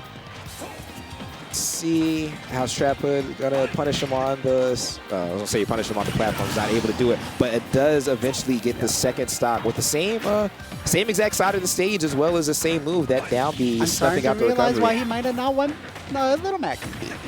I mean, yeah, so right. So you're trying to avoid that as Little Mac, but it still happened twice now, even as Roy. So you would think, right, Roy does have the much better recovery, good hitbox on it, but still not quite enough to get away from that Ivysaur down B. But now with Charizard racking up the extra credit on this final stock, Peanut he's looking for, I would say, some way to try to get himself back into this. And he was. And he's able to survive, though. Dancing Blade at the ledge. The back throw not quite going to kill, but dude, TrapHoodHighlights is so aggressive off stage and almost paid for it. The counter there from Peanut, perfectly timed, but not quite able to steal the stock for him. Let's see. You're going to be working with a little bit of oh, wow. Yeah. So the fire from Charizard, it messes up the recovery. Peanut ends up missing the ledge, gets grabbed, and dies for it. So TrapHoodHighlights is going to jump out to a 1-0 lead here. I don't know. After that, are you switching to Little Mac if you're Peanut, or are you sticking on Roy? I think I'm switching to Little Mac if I'm Peanut. Gotcha. Let me check bracket. Did we miss getting called for redemption? I don't know. I'm getting a little paranoid about that. Exactly, right. Like I was thinking about it. Yeah, it does not look like it's set up yet. All right. Nice, yep. Y'all got more of us. But we are sticking with Roy if we're Peanut here. I did not see the stage pick, though. I'm not sure if the stage is really. Well, we'll give it 5 the seconds. reason why. There you go. Small So- battlefield. All right. No, regular battlefield. We got the third. Oh, this is regular platform. battlefield? Yeah, Oh, we it got was the stuck third behind platform. 3. But all right, so a little extra elevation. I'd actually be a little bit worried that this stage might help TrapHoodHighlights. Maybe, I don't know, does the Squirrel have the thing where if they're using the platform, they can take a kill early with an up B, say like a me Brawler could, if they get you off the top platform, or maybe Mario? That's a good question, because I'm thinking about Ivysaur up there and how big that is. Ah, that may be it. So like if you can get like a tech roll on a platform, free up air. Gotcha. Because I know there's some characters where like I play Sora. I love my platforms, but I will say I think this character likes platforms more than I do. Gotcha. And I'll say I don't need my extra platforms because I'm more scared of you. I feel it. But then the up smash is going to kill on the lower platform there for TrapHoodHighlights. This is a very calm, smooth game here from TrapHoodHighlights. Again, not at all worried about the pressure of the moment, going up against such a well-known name here, just doing his thing. And at only 93% has the potential to get a lot more mileage out of this stock, actually. Got a little bit too aggressive there, gets caught with Roy's recovery. But yeah, I mean, okay, I was going to say he's almost a full stock ahead. Like he was racking up percentage, but Peanut able to finally close things out there. Let's see, not able to get anything off of that throw, though. Peanut did a good job of getting the grab, but not able to get anything afterwards. Let's see, Peanut trying to get back off the platform, but again, TrapHoodHighlights just kind of sharking his way underneath the platform, keeping things very difficult. The back throw not quite going to kill, but now you're over 150%. Let's see. Oh, I was waiting for the back air there, and this is probably going to be the end of you, or not? I don't know. No, not quite. Just barely. but the neutral is not going to kill either. So Roy getting a lot out of the stock here. And oh my goodness, yeah, if you're TrapHoodHighlights, I was gonna say you might regret not taking the stock there. Gets it anyway, and only at 64%. Things are looking pretty good for TrapHood. Yeah. However, Peanut was able to take a commanding amount of percent there with that stock. Yeah, there you go. He was able to rack things up, so not too far behind. And again, Roy pretty scary. Finding stocks is not really a problem for Roy. So he could actually go into the third stock with a much smaller deficit than he did before. But now, TrapHoodHighlights, you're seeing this playing very safe. No need to throw out the big attack and get yourself killed. Again, try to get as much mileage as possible. Switching over to Squirtle, though. A little surprised, but Squirtle being faster, maybe this helps you with your combo game. Maybe you're worried about Charizard being too big and getting hit too easily. Let's see, switching back to Ivy here. But yeah, at first, what looks very manageable for Peanut, slowly getting away from him here. And then the up B doesn't quite kill off of the lower platform. TrapHood doing a good job. And then, oh no, falls out of the dancing blade. But the up air is going to lead to a stock. Sorry, the up throw is going to lead to a stock there. But yeah, TrapHoodHighlights in a pretty good position. Gets all of that up. He has a wow. really good rhythm here for how Peanut likes to play. Okay, and then Peanut unable to punish the errant up B there. But yeah, if you're TrapHoodHighlights, no need to approach. You got a nice lead here. You don't need to throw out anything big because, yeah, you know the combo potential of Roy. All it takes is a couple of neutral wins and things might get away from you. But let's see now as Peanut trying to launch into his offense here. See, how's he going to get down off the platform?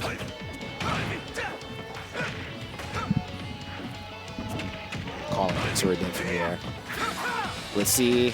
The grab into the back throw, not quite going to kill. Oh! Why'd that work? I don't know. Maybe Peanut just like, I'm punting on this life. I need to switch off. But no, like there wasn't a false flash or anything there. Like I think Peanut might have given that one up. I think he might have held a left and got out of there. We'll see. But yeah, we're going back to Battlefield again. Peanut, there you go, yeah. Peanut obviously not blaming the stage for that one. He's like, and the fact that he switched over to Little Mac makes me think that he did just punt on that last stock. I'm going to try to hang on for this match here, even though they're calling redemption. Hopefully they don't get too mad at me.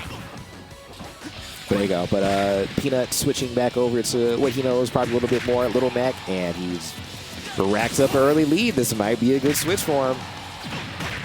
Oh my goodness, it might be a great switch for him. Peanut playing possum games 1 and 2. Immediately takes a big stock off of TrapHoodHighlights. Let's see, and then on top of that, dude, being down to Little Mac is just not the place where you want to be because now you got to worry about the KO punch instantly making this a 2-stock game. Let's see, he was able to hit Peanut once. I think the next hit should get rid of KO punch. Let's see, but an up tilt might get you killed at 22%, but there you go, he was able to get rid of the KO punch there. The back throw isn't going to kill, but it's going to put you in pretty good position. Good job there from Peanut delaying the use of the up B there to stay away from that Ivysaur down there that took a couple of stocks off of his other character. I forgot. Who was he playing the first 2 games? I already forgot. Dude, COVID fraud is real. Anyways, we're seeing Little Mac now. The up B off of the middle platform is also going to take... All right, so I think Peanut is going to put the Roy away for good. The Little Mac performing much better against this Pokemon trainer at TrapHoodHighlights here. Oh my goodness, did he just KO punch from off stage from the ledge? Peanut is feeling it right now. He's actually got a pretty good chance at 3-stocking this game 3 here. He's got full rage, and TrapHoodHighlights just hasn't really had an answer. The up B is going to kill, and he did not launch that up B from the lower platform. Like, Ivysaur was on the lower platform. Peanut was on stage, so yeah, that I think the up B had a little bit more oomph because of the full rage there, but yeah, a commanding 3-stock. TrapHoodHighlights definitely want to get away from Battlefield. Even if you don't think the stage was the reason, you get 3 stocks somewhere, you do not go back. All right, they are calling people. Haven't called my match yet, so I'm going to stick on this a little bit longer for you guys. 3, 2, 1, go! Or not, sorry. Yeah, have a good one. Good luck to TrapHoodHighlights and Peanut. We'll see who takes it.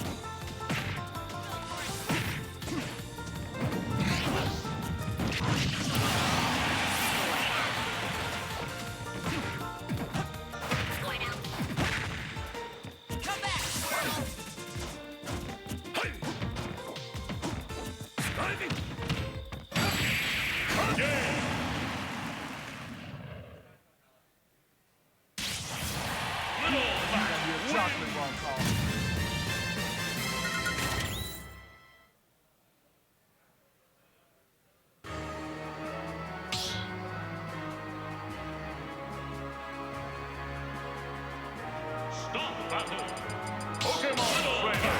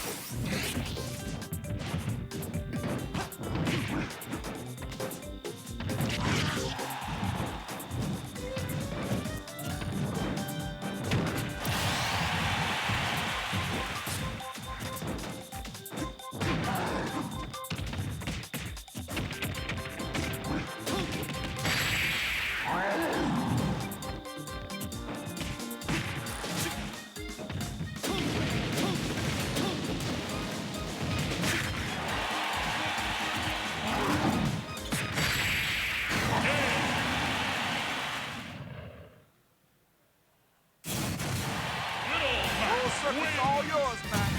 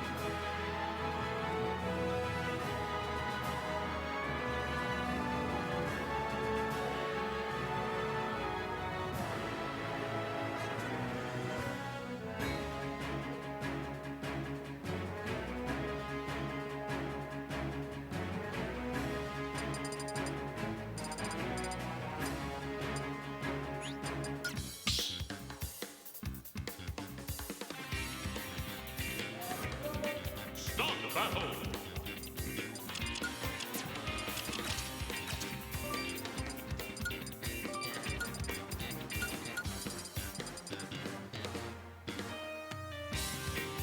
Joker King Dedede.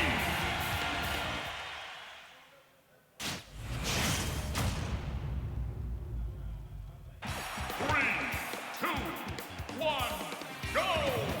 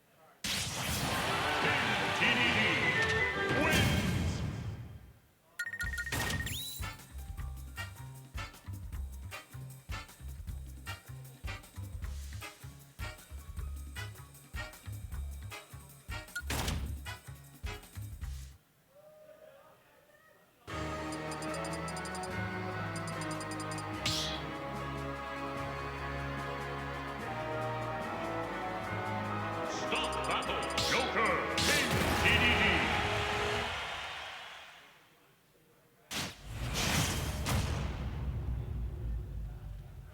Three, two, one, go!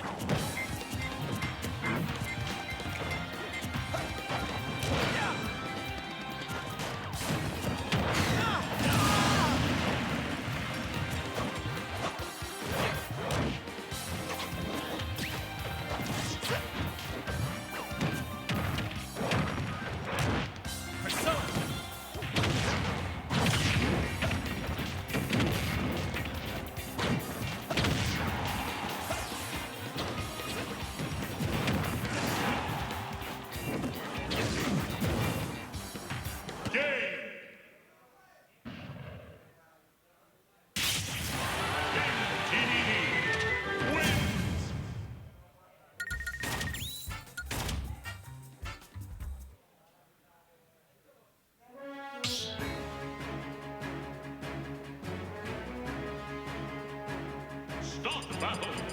KingRoBo.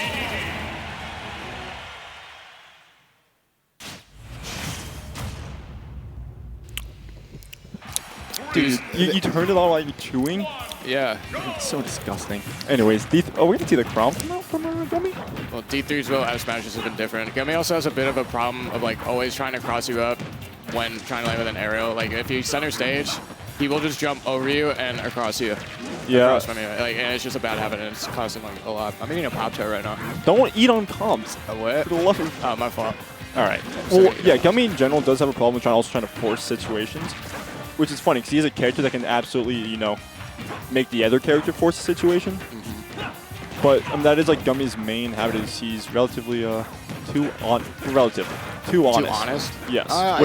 With Joker, I mean, he could be a lot. But yeah, he could be doing a lot more DLC moments, but he like chooses not to. Yeah. Like, he goes for telegraphed landing aerials instead of like funny side B. Like he's aware of it, but he's aware. Like he's working. He's aware of it, but it's once again it's like a habit thing. When you go from like a character that can mash like Chrom and the Swordfighter, Joker can also mash on you, but it's a bit different, you know. Privileged. Yeah, but even with the privilege, it can be, you know, a bit difficult sometimes to interact with some of these more jank characters that you're going to witness in MDVA. Dude, you're talking about jank right now. Look at Gordo. Gordo is a funny little move. It is just not a good projectile. Like I think we can all agree with that. Like it has its uses, but it's not a good projectile. Oh no, not the D3 will hammer. It's over. Good spot. The down smash still not going to take it. That is faster than his down tilt. I'm pretty sure that's his like fastest kill option that he has. That wouldn't have killed if he DI'd down. That's crazy. I don't think that's even true. When he DI'd. Yeah, I mean he definitely didn't DI correctly, but I don't know. He DI'd straight and so down at the top. Yeah. I mean, can you only blame him at that point? No, I don't think anyone's really ready to die off the top from back air at the other side of the stage. Guy like me wouldn't have died to that though. Gummy uses jump. Should be Jover. No. Would dash attack have worked, or would FPP dash attack? Probably would have worked because Gummy was like really low. I don't think the peak would have hit it in time for when dash attack got there. I don't think. Yeah, if he timed it right, it probably would have been fine. Because in my head, I was thinking dash attack, but he must have done it. So maybe new should be like if he does it right. It doesn't matter what part of up B he hits as long as he's up there. So he's got range on it. I'll say Will loves just full doing 3 jumps into usually either narrow side B, and it's works sometimes. A lot of people try to actually punish it. Yeah, I mean like right there, one double jump, like having multiple double jumps allows for a lot of different landing mix-ups. Like look at like Pit, Dedede, Kirby, etc. Yeah, he's dead. He also didn't land, I'm pretty sure, so he didn't have any of his jumps. No. Which got me new. Good game sense. Yeah, I mean, he did go out and edge guard him, which is, you know, what you should be doing, but at the same time, it is as Chrom, and Chrom can have a problem with going out too far. So and then missing his edge guard and then getting gimped on his way back. That's big damage. 70, yeah. 76. And you have a Chrom with a little bit of rage on the board. Landing Nair 1 into F smash in the corner right now. Huge callouts. Just F smash him. It just works. It just works. Just do what I do. Just run him F smash. It works every time. Huge shield pressure. Yeah, I mean, on top of that, though, having the poke of down tilt, because that's a rather safe move, so you can usually get one out. I thought that Gordo was going to I always forget how good Chrom and Roy's air dodges are. It's rather ridiculous. He needs it, guys. He does. Well, Chrom legitimately does. Chrom actually needs it. Yeah. Royce is like. Royce it's ain't. like not as much. Character's But good. like, it's nice that he has it. Yeah, Gummy. This is what Gummy does need to do, though. He has to play patient in. I mean, he has a lead. He can. Chill Well, yeah, for a but little bit. yeah, that's the thing. But if he No, doesn't, exactly. he can get die. I was saying it earlier. It just works. It just works. It just works. Dude, this Pop-Tart buzz. Yeah, So last on Tuesday was Grimace Shake, and now it's Pop-Tart. Oh, I'm eating it, right? Like, I'm eating it, yeah. Like, you gotta have fun when you're on comms, man. Start the battle. Um, Chrom. Dedede. Why would you? What are you? I Malicious activity behind the mic right now. didn't see what stage. Oh, it's gonna run it back. I mean, yeah, it didn't seem like that bad of a stage. It just felt like Gummy was just catching Will when he was trying to land originally. Gordo moment. I mean, that poked, and Will loves those jet hammers. No, I mean, hey, he's notably like pretty good at catching landings, but I think the main issue is sometimes you press them too early, and it's not, you know, a high enough pressure situation. Because that people tend to fold when, you know, they're put in an extremely high pressure situation. They typically panic. But Gummy is not one of those people right now, especially because it's the first stock. And on top of that, Will's also jumped every time he's gone for it to try to get a jump read. Gummy just isn't doing that because Chrom really can't go that high up because he loses his jump and then he gets hit by Dedede fair and dies.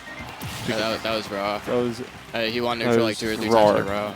Rar, I am gonna do. Okay, nice back air, huge back airs. I mean, that's going to take the stock, and that was. Questionable combos, but it got the job done. I mean, Dedede is a really unique. He's like fast follower, and top of that, but being Fat so hurt big. Box. Fat hurt box. Gordo moment. I wish more people would play tennis with Gordos. Okay, big damage, big damage, big damage. Yeah, 82% right now on D3. Jab. Oh my. Good air dodge, but still going to get punished for it because he tried spot dodging. We'll see. The Gummy's footsies and footwork right now is pretty hype. Not as hype as this Pop-Tart though. Okay. But Gummy has just been able to. What was lacking in the other game was Gummy just wasn't able to, you know, keep a Will at a strong distance. And the sword does enable that. Plus, he's able to get better combos because it's just how Chrom's landing combos work. Yeah. Like, I don't know. Chrom has a lot of trouble at higher percents. Like, I feel like mid percent is where he thrives. Because the consistent hits help a lot with combos. Once you get past a certain point, it's just back air and forward tilt and like edge guarding, I guess. Like, that's really it. Sucks. Yeah, I will say though, Nice. another big thing is Gordo's just not a thing in this last 2 games. Pressure. Will can't use him because Gummy just hits him away, and Yeah, or into him. Like every time you hit Gordo, it immediately it will a homing attack go back to Dedede wherever he is. well, it's based on the. Does it? No, I don't think that's true. Like, most it's of the based time- on most it's of the based time on the trajectory that the move that hits it. So it Well, would follow the angle that's gonna kill. Like it's gonna follow the angle that it gets sent at. Like I'm gonna believe you. I mean, I'm 90% sure it follows. It follows Wii Fit's. Follows Wii Fit's soccer ball logic, Yeah, but the difference is that no one is hitting your soccer ball. and that's why people are losing the Wii Fit. That's all I'm gonna say. I don't hit the soccer ball. I want you to just drive home right now, please. I'm eating a Pop-Tart right now. You can finish the Pop-Tart, then get your keys and go home. I'm eating right now. Stop talking about me like that.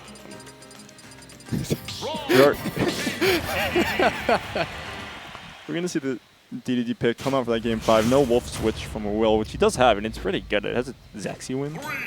But going like Kalos could be bad for Will. Although, Gummy, it's a big thing because how do you kill D3 on this stage? I mean, you were talking about how in the long run, Chrom can have problems killing. Right, and the blast zones are humongous right now. Yeah, and those fairs off stage may just not, work. Jeez, dude, he wasn't even touching that Gordo and he got knocked back. Yeah, the Gordo hitbox can be kind of janky sometimes.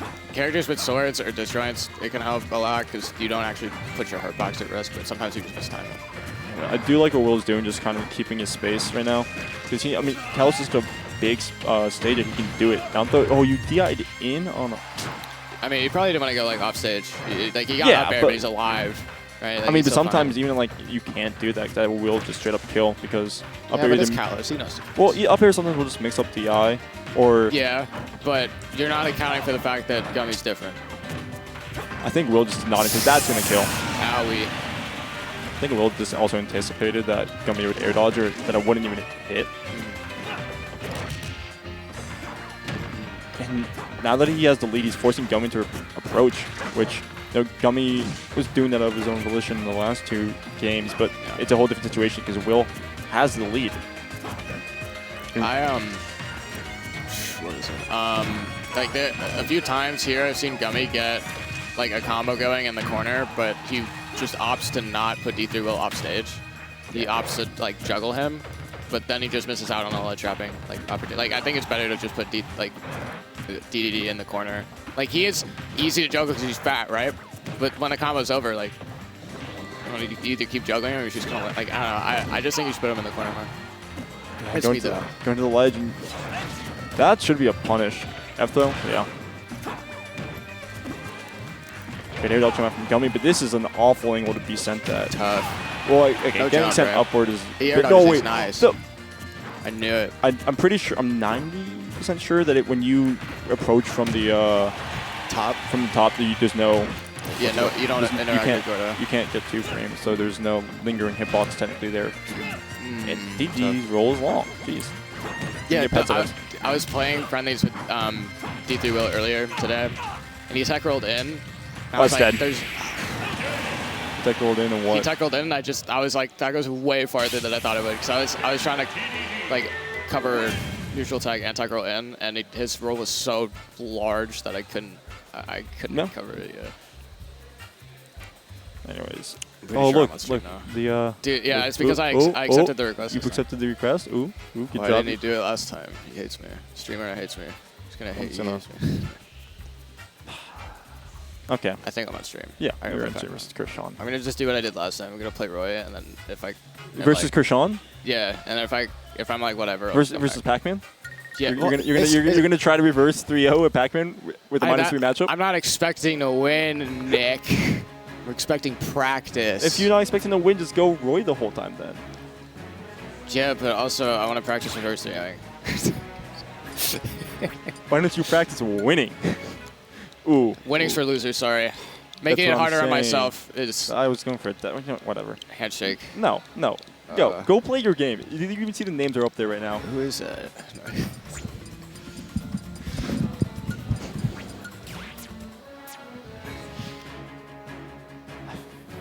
I hate that guy. Oh. This man left his... Hold on, Bray, cut back here quickly. This man left his Pop-Tart wrapper. Are you... Disrespectful. In the Xanadu household? Boo. Boo. Boo. Anyways, yeah, we're going to get Kurshaun versus Peanut here. Kurshaun we haven't really been seeing much recently. His controller had some problems. And sometimes, you know, life stuff happens. I know he's a college kid, so... We were like in final season the last few months. Plus projects, all that stuff. Plus, once again, Smash, this isn't the most important thing in the world to some people. It really shouldn't be the most important thing in the world to you. That's just life advice. Please, for the love of God, do not have Smash be the only thing in your life. But, you know, like I said, stuff happens.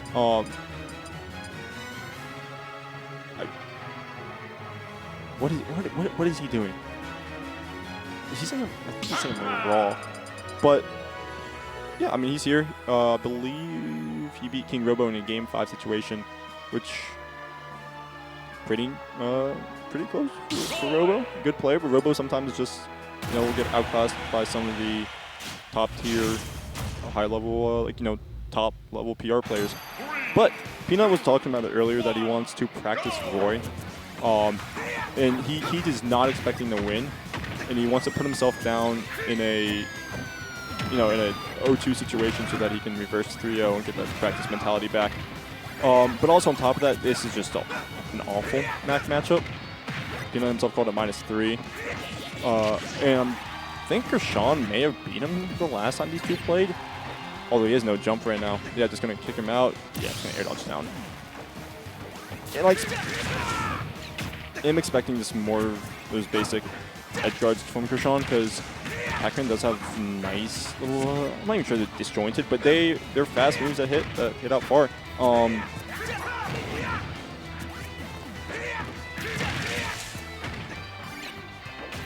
But it does help, especially when Roy loses his jump. You've seen Roy doesn't exactly, he has to choose between vertical and horizontal. Even then, vertical isn't the best. Total and horizontal will always be better. Hydra messing up that combo a little bit. Good air dodge coming out for Peanut. Kurshaun expecting a up B probably and trying to go for an up B to catch the air dodge. He used to jump there, but he's dead. He's going to stall. He's going to throw it up and get some extra damage off that nice little trick, but they're not going to sour spot. They're not going to sweet spot.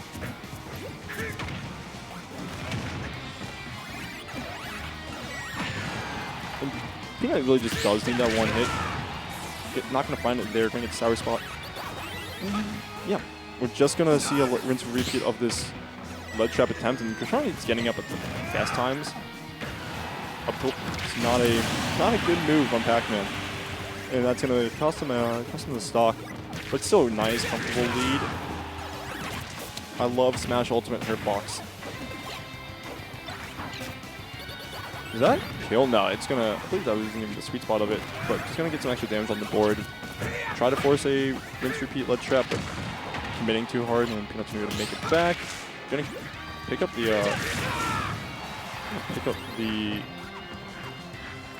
bell. And Peanut can actually just play around this with side B quite a bit. Because, hey, I mean, it's a good move. And you don't have to throw the bell.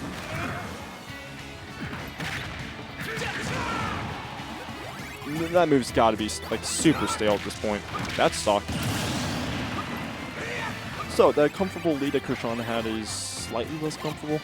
And you're up 132%, but it's still, you know, a Rage Roy.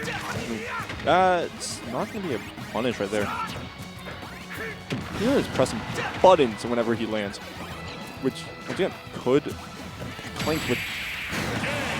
Alright, so down to a clink with Bell, which led to Peanut getting stuck in that situation where the shield got tapped, and he got two small and Pac-Man Bears just going to poke it. Giving Kurshaun once again a nice little lead. Able to take a sigh of relief so that he's not going to get, you know, reverse 3-0'd by Rage Roy in game 1. We actually are going to see a counter pick. We're not going to let Pac-Man go back to PS2. Pac-Man! Yeah. Alright, he said he was going, Roy, but he's lying. Is this me not on there?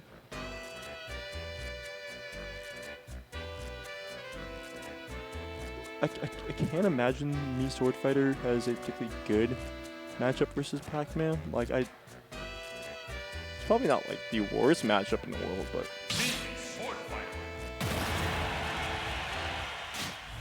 right, I mean, it looks like he's gonna try it out anyways on Town and City. 3, 2, 1. The stage, well, you know, it's pretty big. Allows Pac-Man to camp pretty well. It also does give him these platforms to move around better on.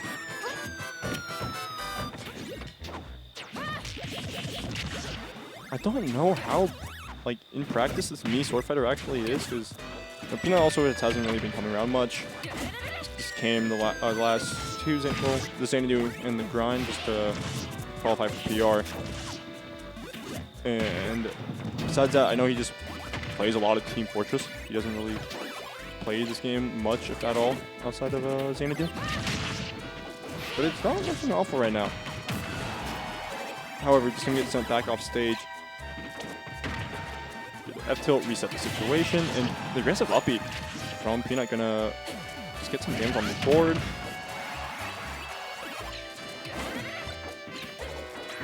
I feel like there's jumps from Peanut to get around. You can't just tap Pac-Man shield instantly because That move is, Pac-Man has a lot of moves out of shield that he can use.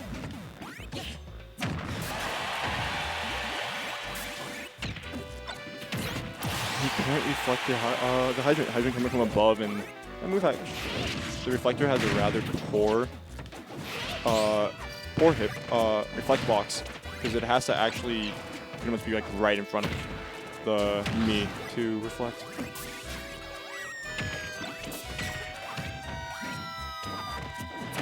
I want to messing with Kurshaun's combo, and he only has 97% on Kurshaun. And he has the stock. Nice backer from Peanut catching the platform landing. Yeah, Kurshaun's just really looking for these situations to, just force him off stage. And he's playing a distance game because, I mean, once again, Pac-Man does have a really good, really has a great ability to do that. Even Kurshaun doesn't know what he just did. Getting the bell, and that up smash is actually going to connect. And looking at 35% lead on his second stock, looking really nice. And because he's about to match that. There it is, 43% on Peanut.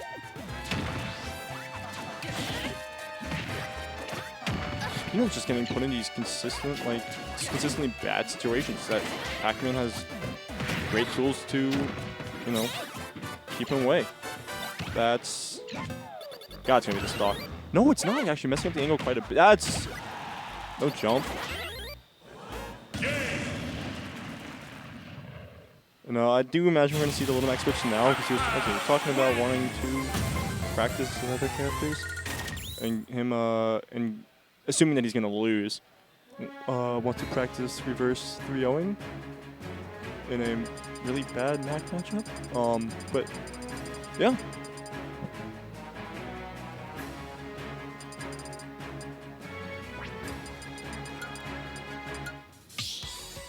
Small battlefield is the stage of choice from Peanut. We do know how he likes to use those platforms, and since they're a bit lower than PS2, it's a bit easier to actually. What is he doing? Is he actually gonna go Mac now? Or did he want you to realize it's a -3 match? It probably is not the best to try to reverse 3-0ing. Just go Incineroar or something, man. What face is he making? Alright, so now I'm going to try for the Mac. Just going to mess around once again with his pockets, secondaries, whatever he wants to call them these days. 3, 2, 1, go! I cannot imagine this matchup is particularly good for Incin. You have some tools, like Revenge is going to be great. It means on paper that Pac-Man just can't play a full distance game because you just revenge it. But you also do have to at some point approach that totally stock. Pretty sure he was holding in, expecting him to get sent the other way. Probably assuming he was going to get sent the other way. And that's early. Incineroar is a heavy character. So to lose his stock about like at 100%, did you think? Probably not bad, especially you didn't do anything to. You didn't actually do anything to Pac-Man either. That lingers.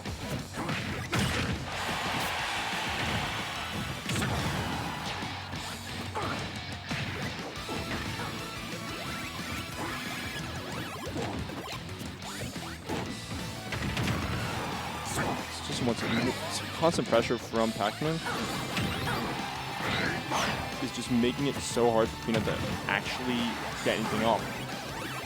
How are you gonna, use your strong moves if you can't even hit him? So yeah, land, punish him to committing, down smash, F tilt. Still a strong lead from Kurshaun, and you're gonna avoid the ledge trap attempt. And getting 42% on Kurshaun, not the end of the world for him. And up F tilt, gonna ask to go high there. That's scary. Oh, up tilt. Yep. Good setup from Kurshaun. However, side B instantly from the Angel Plat. That just beats it out. He's going to get punished.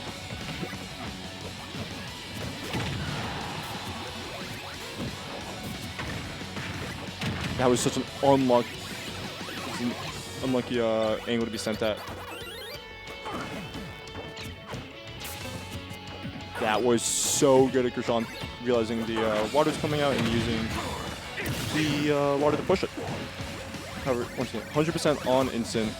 Bit of rage does help this character. Kurshaun just cannot get grabbed and cannot overcommit. If he does, that's going to be a huge punish coming out from Peanut. That's a big stock though. And reset. 3-0, no Mac from Peanut. Kurshaun in Grand Finals, where he's going to fight the winner of KBean or Will. D3 Will. I mean, that sure is what happens when you have Kurshaun versus Peanut secondaries. I don't know what to tell you guys. I mean, it just, once again, it just showed Kurshaun's how comfortable he is with Pac-Man and how hard it can be to beat some players no matter what you try doing. Especially if you don't play your best character. But at the end of the day, it's also just a learning experience, and that's why he wasn't playing his main. But yeah, we're gonna get D3 Will versus KBean. D3 Will, low-key the best wins from in like MDVA for any unranked. Not even low-key. He high-key has the best wins of any unranked player in MDVA. Like along the lines of Mudace, Apollo Kage, Leon. Really solid wins to say the least. And he does it with D3 because you know it's in the name. But KBean is someone that we also do not see that often. Mostly, I believe it's because he's also a school student, but I think he's in high school. So sometimes it I'm gonna say Laurel, Maryland, kind of in the middle of nowhere. It can be a bit hard to actually get here sometimes because public transport is also just not the best in the US. However, PS2 from the two of them. Bowser's speed is going to be huge here just because he needs to find a way to get around the Gordos. And if he can't, then it's just going to be a bunch of these rinse repeat situations from World to ledge trapping. And that's a true combo. That's just a true combo. Jump and great air dodge coming from KBean, realizing that, oh, I am in danger. And grounded up. It grounded up, just an instant uppie from KBean is going to get canceled by the landing. F tilt. So this happened a lot in the Leon set. It's just rinse repeat. You have to like time a jump perfectly to get around it. Otherwise, it's either that or you have to rely on the Will messing up there. Great jump side beat from KBean. I believe that move was like frame 6 and add the frame 3 out of shields for the jump squat. Gordo is definitely what exists in the game, and KBean can come down swinging and come back swinging and didn't tech the Nair from Will, so we're back to 0-0 on the second stock. 15%. Grab. Oh no, gonna DI correctly and get around that. 51% on Will. Like, yeah, these are two of the heaviest characters in the game. I'm pretty sure it's 1 and 3 respectively. But it can still, you know, sometimes against a character like Bowser, it can be a bit to get that damage back, especially with how hard he hits.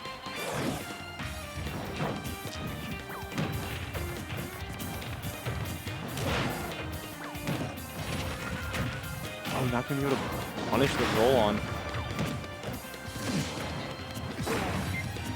Getting around the sour spot too with that up smash. Rinse and repeat. Yep, good get up attack.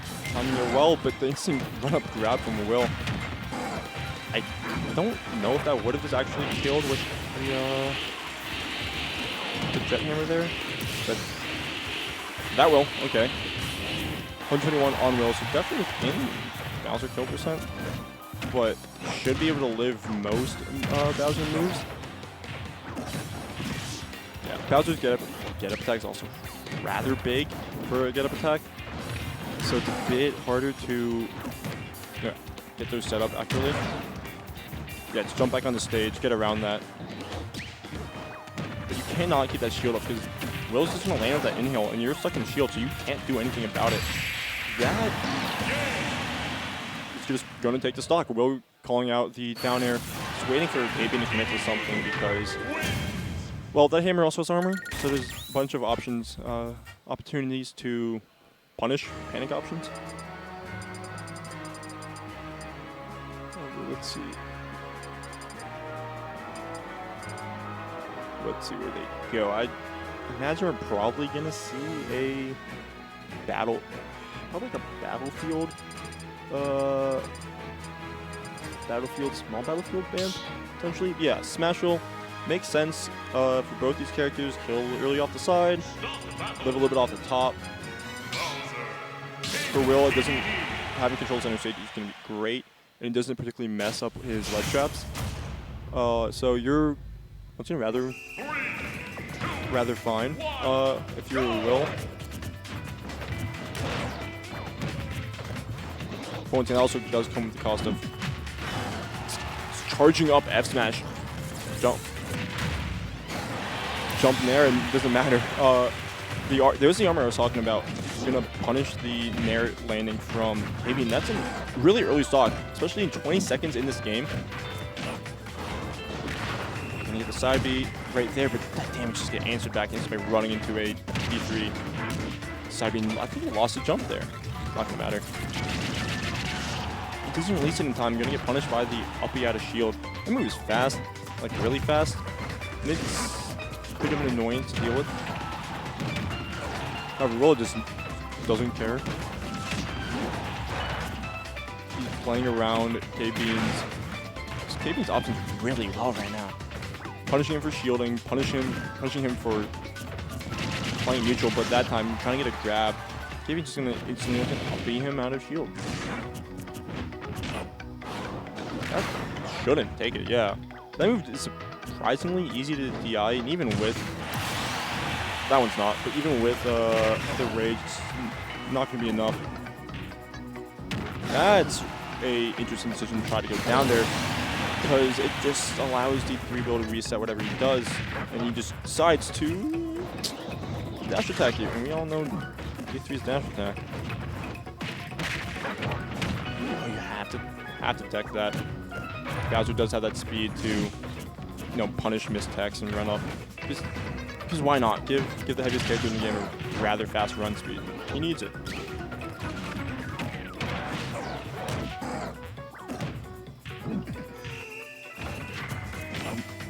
Doesn't it timing just slightly feels like KBean got up the perfect time for invincibility to come through. Perfect drift back to avoid the jump inside beat. Will's just playing really well around KBean's options. He's not letting him land for free. He's playing back well, preventing most of the time the jump in aerials from KBean. And these ledge traps, while could always be a little bit cleaner, they're working out rather well. Forward though.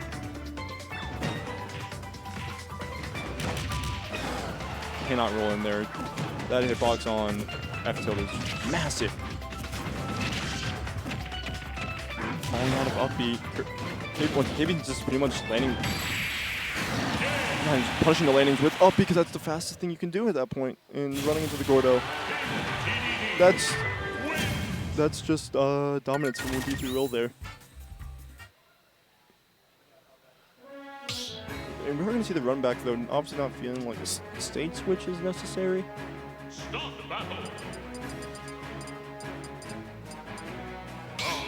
I don't know if KBean even plays another character. I think he has like a plant for the funnies, but besides that, who knows? I mean, that wasn't even the worst situation. It just was clear that D3 was winning. Just run up, grab, do it.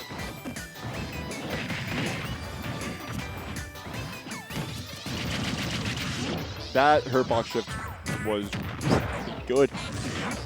But now you have to get off this ledge because you committed to the up there through this by shark. And we're finding the answers from KBean. Hit him before he lands.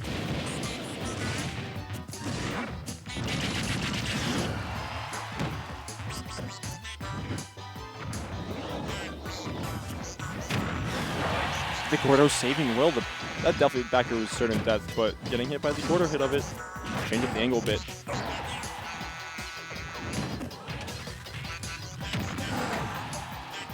Repeat.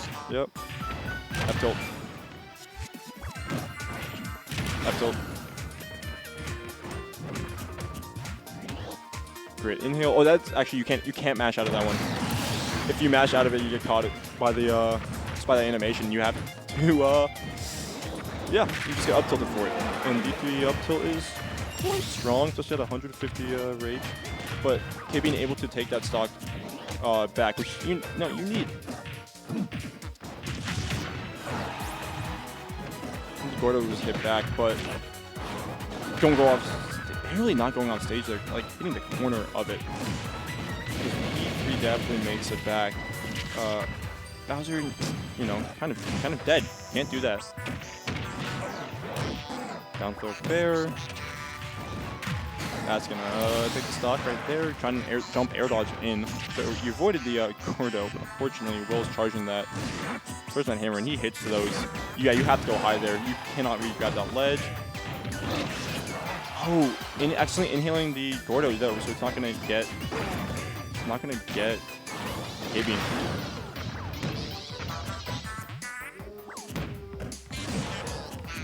That is really good pressure though from Will, because F-tilt is a big move, and D3 is kind of a big target. So it does force him. That's dead. It forces KBean the shield so he can't F-tilt immediately out of it. But that down B call out, you're going to panic because you're on Smashville, you're off stage. Where do you land? Land on the platform with an air dodge. And Will's just going to be ready for that. It's really not that hard to follow that movement. So that's going to be D3 Will versus Kurshaun in winners finals, and we're going to see KBean versus KingRoBo in losers quarters, which I believe those two were warming up. So that's kind of, yeah. So how's everyone doing? Well, it's a honestly the weather was awful today, but it's Friday night, nice. Okay, not nice, but a June night, the final day of June, final day of the PR season as well. So it means something to some people. It allows Peanut to be eligible for PR and probably gonna make it. Be surprised if he doesn't. But I mean, once again, as midnight hits, pretty much any tournament 20 that's not active, and I'm pretty sure the only DMV tournament that's happening on Friday that's eligible is the grind. So yeah, not much.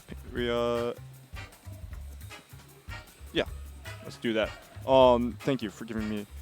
We have upcoming monthlies. Ooh, okay, new dates. Yeah, we have Bread and Butter Monthly, July 29th. FGC games, fighting games.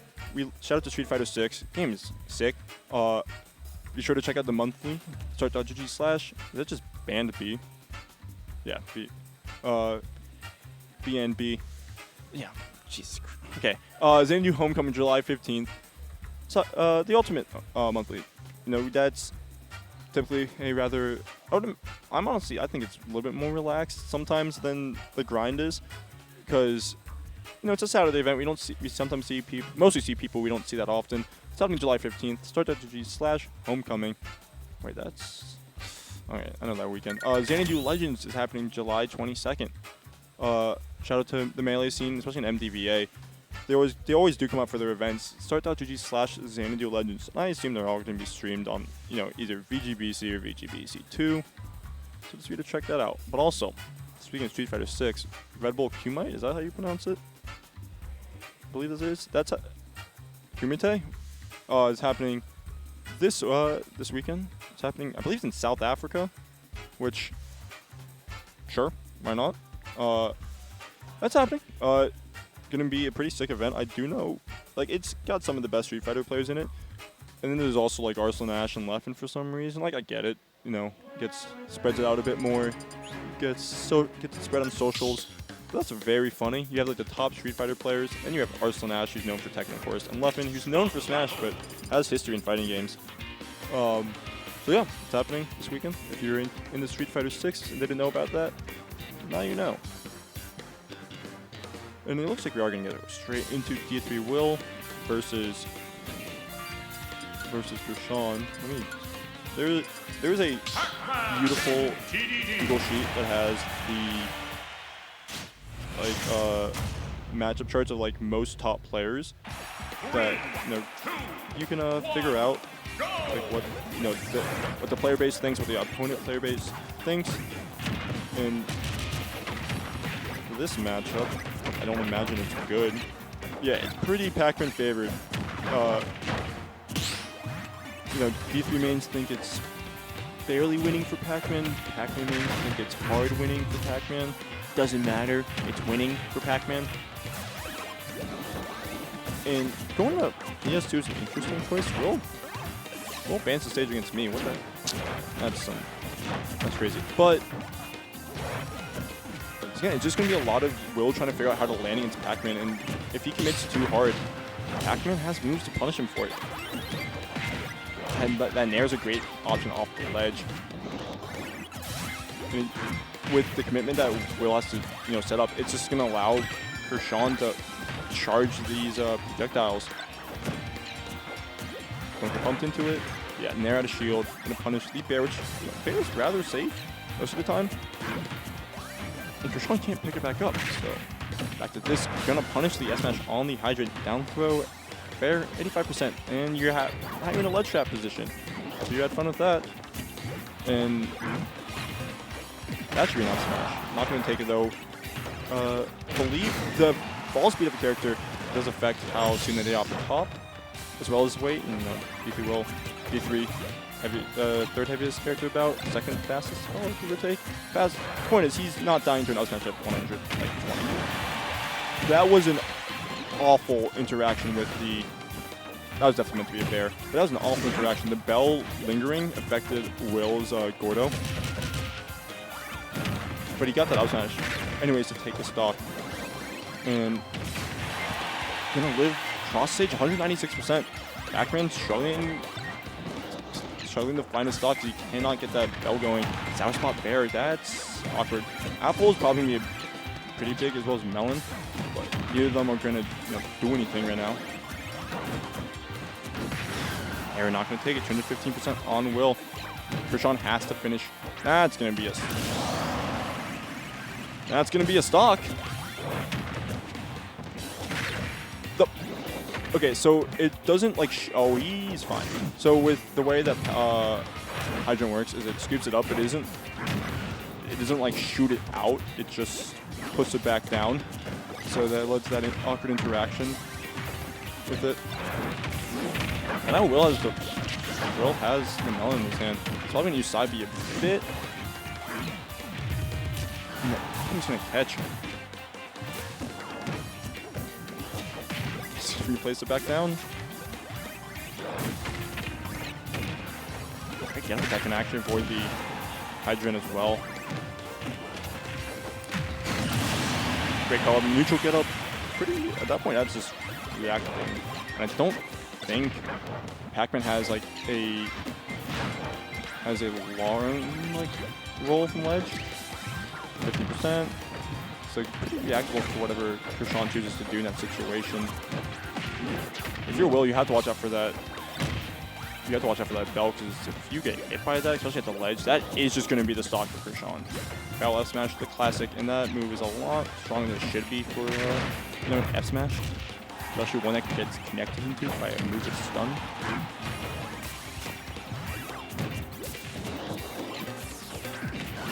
And actually not going to connect. I don't even know if that would have hit, but the scoop hitbox activated on the Hydrant, delaying it just a little bit, and Will gonna get that is huge. Gonna inhale the chase him out there.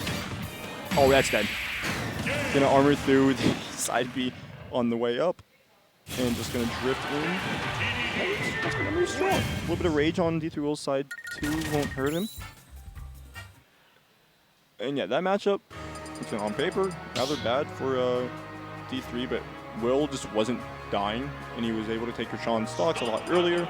And Kurshaun was just getting hit by getting hit by D3 things.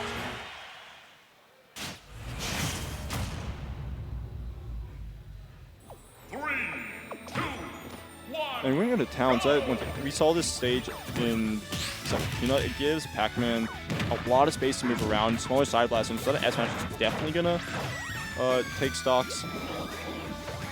It's definitely going to take stocks earlier, and you need that against a character like D3, which, yeah, D3 does also take earlier stocks, but it's, with how much you're struggling to kill, probably rather good to have that.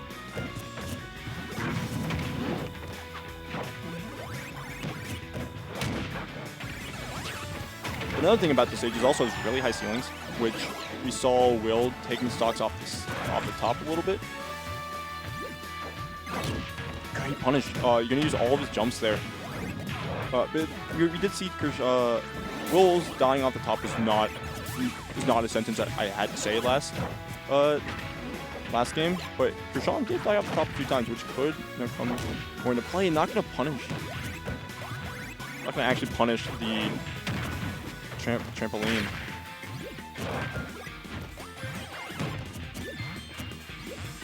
Have to watch for the bell here. Kurshaun isn't gonna get it on the regrab. It was safe enough that it can just, is safe on shield against Pac-Man, which is not a sentence you say often. And Will is living though, like, it's just, it's a super heavy. That's so unlucky. And not gonna actually get knocked front of Kurshaun, doesn't have an active punish.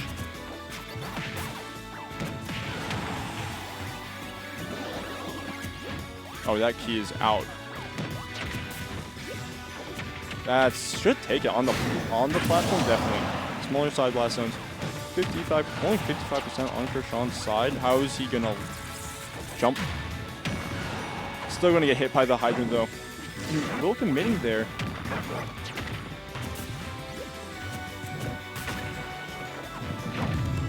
Seeing a lot of just loose hit attempts. They're gonna trade with fair.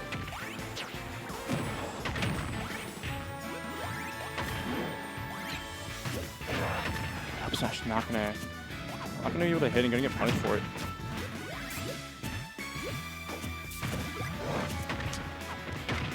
Will was using all his jumps to try to bait out an option from Kurshaun. Kurshaun, after getting punished by the first F smash, hasn't pulled the trigger, but pulling the trigger there, and Will's just gonna roll in. Just gonna roll in up tilt.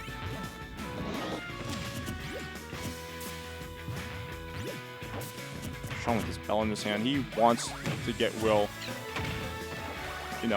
at this ledge so he can find a way to get the stock early, because letting D3 live with this rage, and it's gonna be FD form. Up tilt. They're not gonna get anything off of it. Oh, that's super bad. Air dodging and not grabbing the ledge. Kurshaun needs a second to think about that. That's just unfortunate. Because that means you gave D3 Will a lead when you were up by quite a bit. And you definitely need those leads. You saw what happened when you don't have them.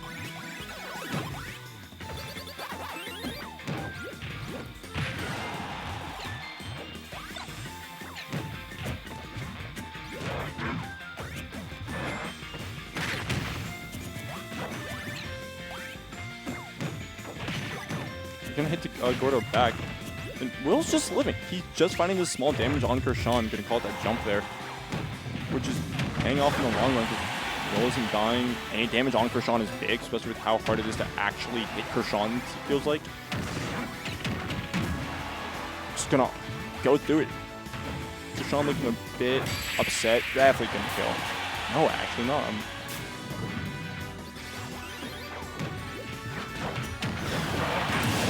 Questionable DI on the backer. They're going to take a stock. Kurshaun at 108. So, strong move at the ledge. Potential getting caught in the sky. Going to be really good for, probably could take the stock. But Will cannot keep swinging like this because we talked about Kurshaun's ability to just pressure out a shield. So not going to take it. There's the high ceiling coming into play from Will. That's going to kill, though. Yeah, you're right in the corner. Not necessarily in the corner, but you're in that right upper left side of the blast zone. Off the stage. And that's just a unlucky turn of events. Town didn't even feel like a bad stage, but even going to Kalos is interesting. It's the same as the previous stage where it's a big stage. You get a lot of space to move around. You get the 2 platforms you can go side to side on. High ceiling. The difference is it's a lot harder to kill, which that's an Overwatch reference. I just realized Kurshaun's tag, but which could work out really well for Kurshaun, but it's D3, which could work. It's probably going to work against him more than it worked for him because D3 is hard to kill off the side, and if you're not killing him off the top, then it's hard. And this isn't even a bad like D3 stage. This stage doesn't necessarily mess with Will's ledge trap setups, and it is FD, which D3 does like a bit more to you on paper. It's going to pressure the opponent rather well. In there, 52% on Kurshaun from that, and there's the backer from Will. Oh, I think it was a hurt box shift. He tried bearing, I think the pullback afterwards just may have affected the way his hurt box was. That going to kill? No, it's just barely not. Could have maybe could have on town.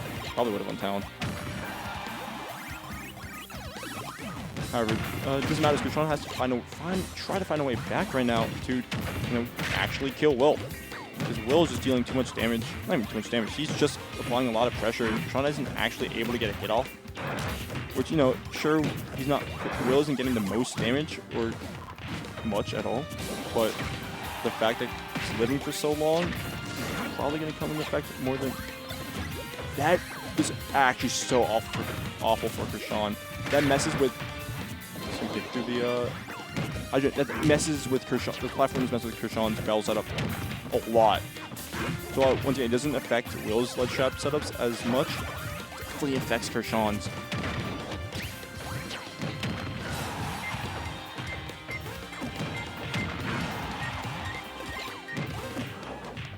Take the stock. No, can't get on the stage in time. And it's really hard to actually kill D3 on this stage. Especially when you don't have moves that non-committal moves that you can just go out and kill with. Can't get anything off it, got stuck in shield, plus you're just so high up at that point. That's going to take the stock, and that's going to take it back. Kurshaun into the Z-drop with the forehand, but going to get intercepted by the up smash, which if you're Kurshaun, you don't like, but that's better than nothing, and keeps swinging in Will's face, and Will's punishing him for it.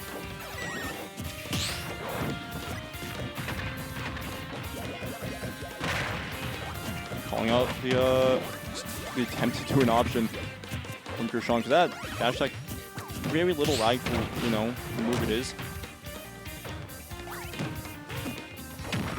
Yeah, Will's just going to reset the sledge trap once again.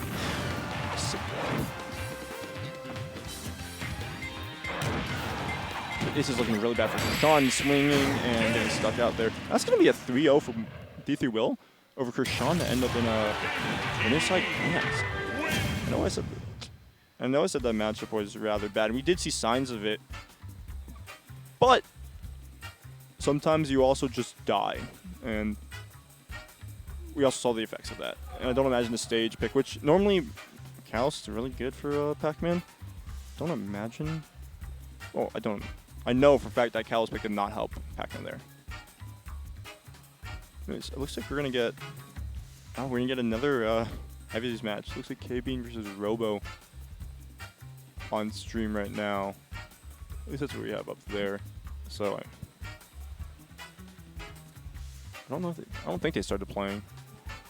I don't have my glasses. I'm slightly kind of blind, like quite a bit. Anyway, hope everyone's having a pretty solid day. more of a low-key night at Xanadu. Pink isn't playing mains. Neither is Peanut, apparently. And they're supposed to play in losers' quarters. So it's gonna be a little bit of an interesting night. Plus, we have, you know, D3 Will on winner side grands with Kurshaun returns. An interesting turn of events, to say the least. Yes, I'll go call it sec as, yeah. Sun walked out. Like, does it at the worst times. I'll be right back.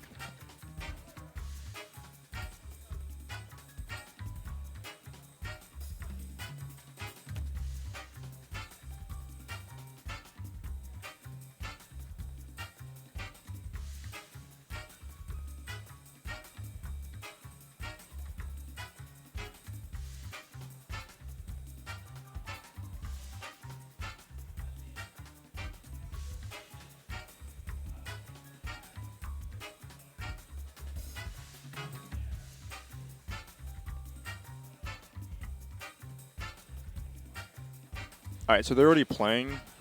They're playing like on the, I'm not sure if we have a camera on it, but the far, like the setup by the front, in the right corner. I'm not sure if we have a camera on that, but don't know the score, but they're playing. So, OMG. Will, you hopping on commentary? Oh, KBean's up 2-1, so there's that. Also, Seagull Joe's here for some reason. Just Louis walked and turned my head and he was there. Can't ever escape him. He's in my nightmares sometimes for some reason. I just have to hear forever, my shulk is nice. And honestly, that's just one of the like levels of hell. Just hearing Seagull Joe say, insert character is nice. Yeah. Looks like they're on Town and City. Can't see much about it. We get a side angle. Unfortunately blocked by the beam, but that's what it is. Also blocked by the beam. Yeah. Ooh, we get a camera. We get some player cams at least. You can see. Oh, if you behind them, you can see the friendly set of Diddy Kong versus Wolf. I'm assuming it's Seagull's Diddy versus Peanut's Wolf. And you can see Will just walking around. Like I said, it's more of a relaxed night at Xanadu. I would dare say Redemption bracket is probably a bit more intense at this level right now.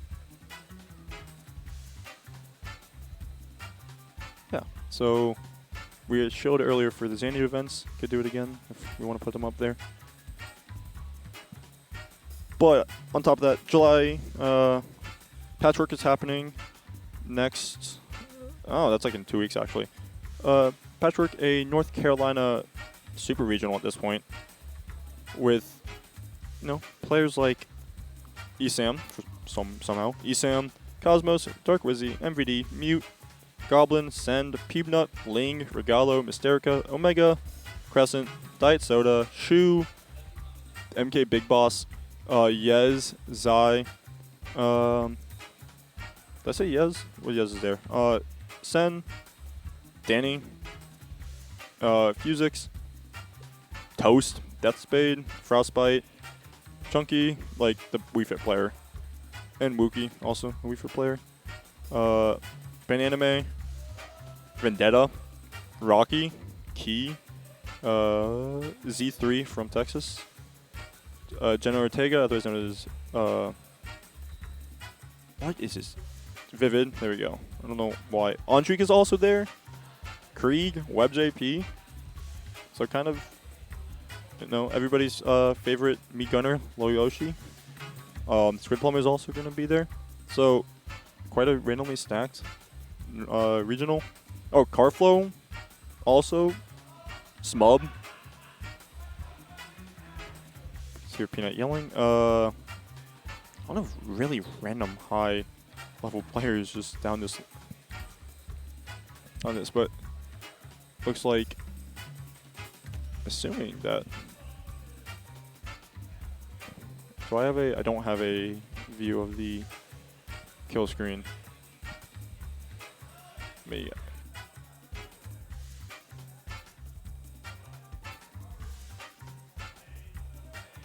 But I assume Pink won that, so we're gonna get, oh boy, in losers quarters, Pink Fresh versus Peanut. No, Peanut's also signed up for Patchwork, but I know he's not. No, he's gonna DQ, or at least they're gonna take his name out.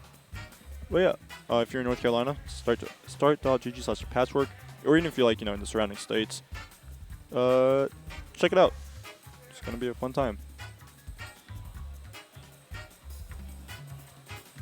Oh, and Zexy signed up. MDVA doesn't travel much, but it's cool that when we do, we do. I think we're just gonna get some variation of me Swordfighter versus, I don't know, Sora. I don't know what Pink's deciding to go today.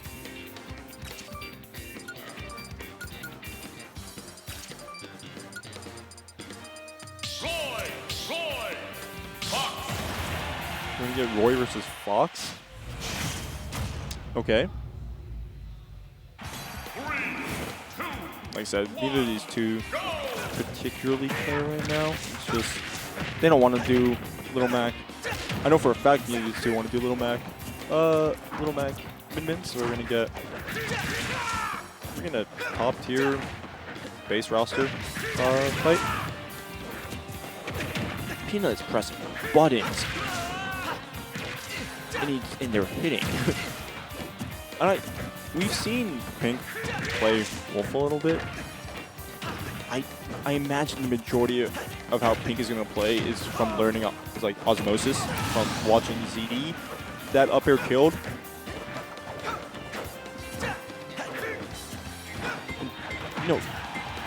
Fox light, so he should die to the ledge from a strong Roy move. Forward move, yeah. That's safe enough that he. That's safe enough that he, can't.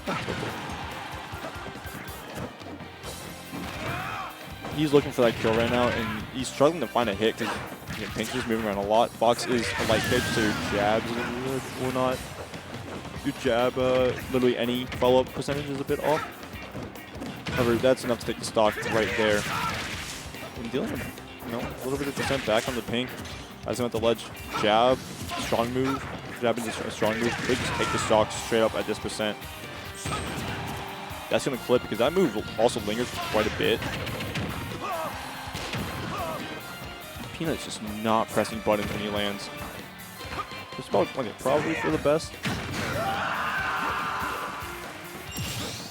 I'm just gonna take it.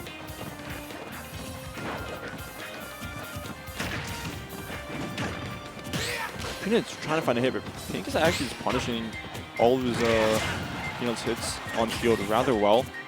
He's not getting the most off them, but he's punishing them, which is better than some people can ask for. But that F tilt on the rolling, very even up, and not the worst. Like this is just a simple combo from Roy, like that, to balance it out. Yeah, trying to definitely go for like a Nair 1 into jab, but Nair 1 is not safe, and Pink's gonna punish him for that.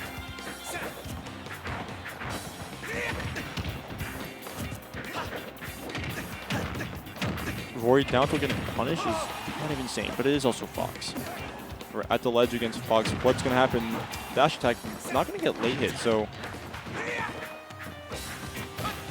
What are these two doing?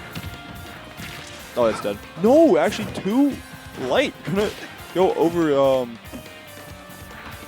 gonna go over the bear. That's no punish on that up smash. That up smash is... That's a punish, though. Not even getting it to the platform. I don't even know if he would be able to escape the platform. That means it's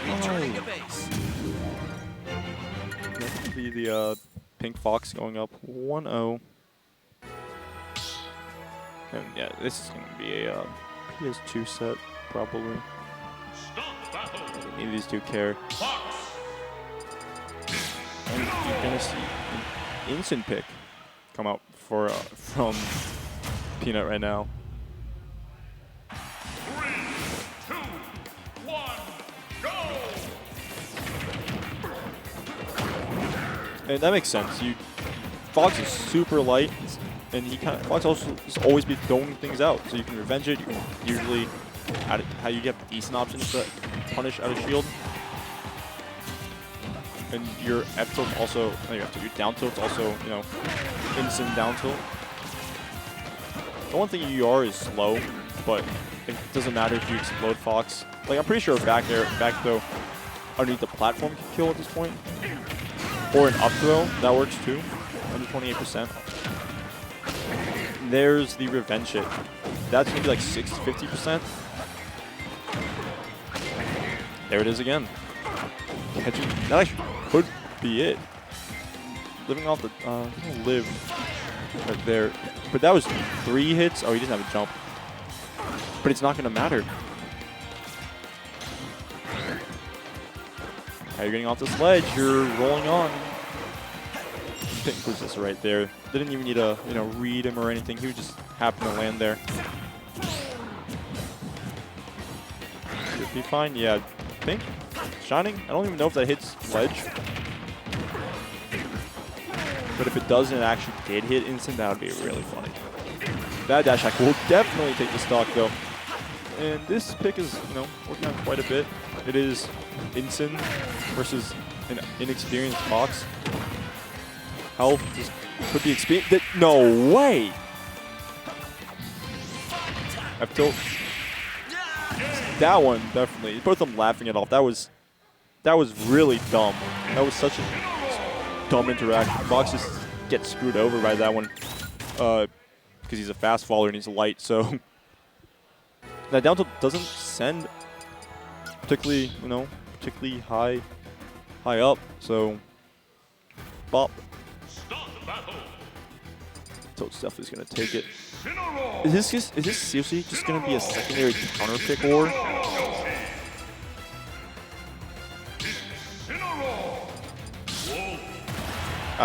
You can see the wolf come out from Pink. He has been playing this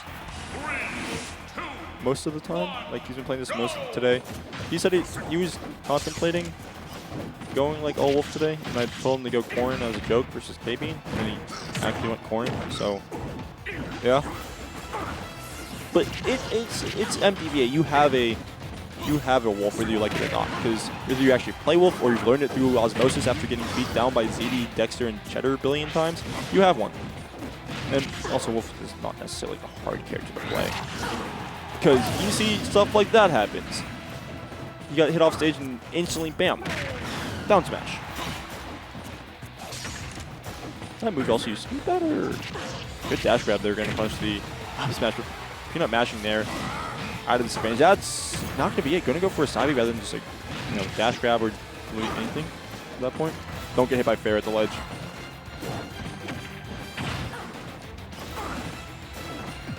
No. Oh, Phantom. Good jump in there from Pink. That's not going to take it. But that, nothing's going to happen. Safe enough on the field. F-tilt across stage. 91% on Peanut. This is a nice little rage if you're instant, but you have to watch out for Pink just throwing out all these, you know, killing moves. Plus he's at the ledge. 25%. Good parry, but it's not going to matter. That move is uber safe in general. Yeah, you get to parry, but you don't have really any options to deal with it. Up tilt gonna, I think that just beat out instant fair. That's gonna take it though. You cannot be jumping on Wolf, especially at that percent.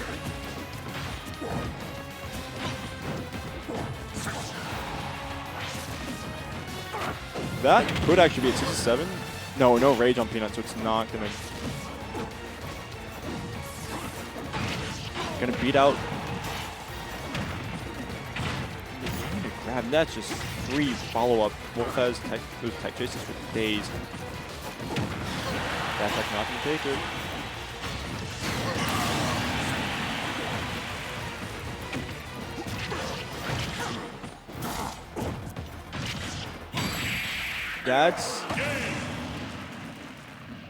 That shouldn't have killed.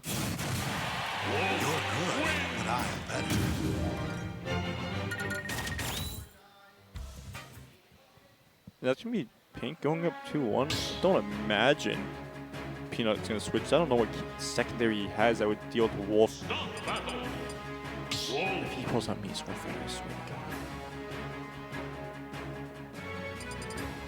God. And he's going to go to Roy.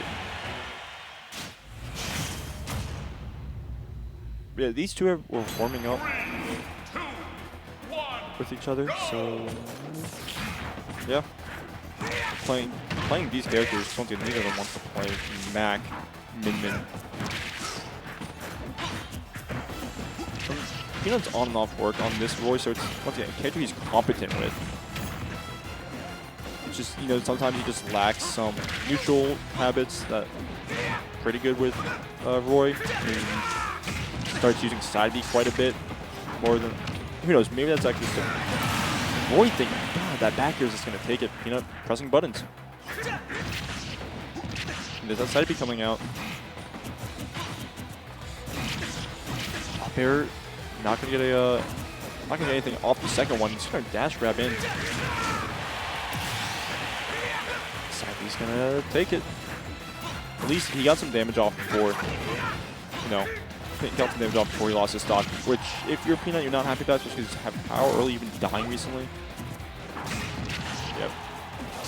Pink knew was where Peanut was landing. That is ridiculous. That is ridiculous. This character cheese. Yeah, you can't land that Nair one each time. That move is not safe. And you can't punish with up smash. Oh, he's dead. No, he's not. Gonna get back. Pink is just getting around. That's dead. Pink is just getting around Roy's move so well using airspeed. That's going to be a 3-1 in the secondary set. Which I believe. Oh, are they still playing over there? There's no way, right? There's no way to set a full set and KingRoBo is still going on.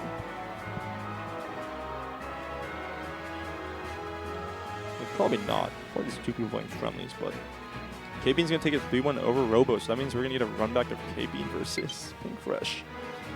Oh boy, wouldn't be surprised if Pink actually does go through with playing Sora this set.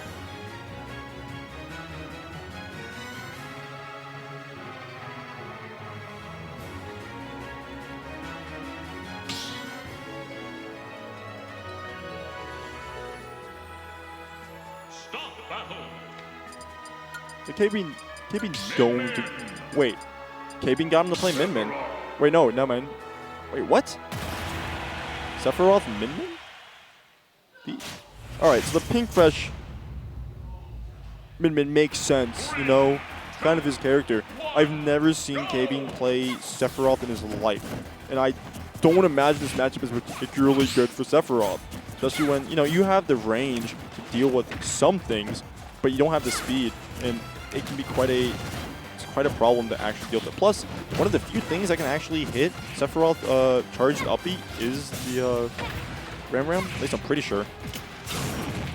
And even if, you know, missing the timing there, but even if he doesn't, you know, fully charge it, it's a Ram Ram. That's mid down smash punish.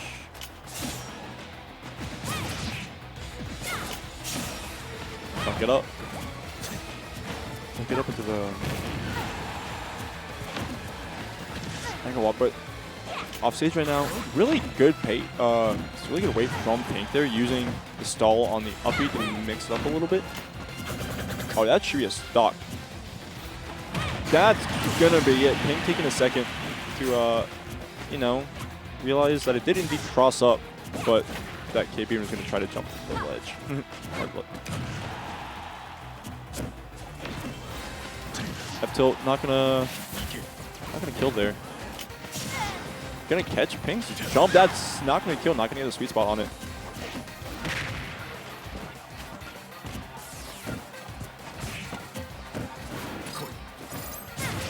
Pink can legitimately just up smash that because the reflect hitbox on Min is just going to beat out, I think it's called Scantilla. It's just going to straight up, oh, that's going to kill though. He's just going to reflect Scantilla because it counters a projectile. And that's just not going to be a good time for any, well, like, that's not going to be a good time for KBean. Is that a good edge? No.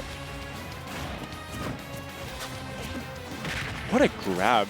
Big has actually been using grabs rather well recently. Just like in general.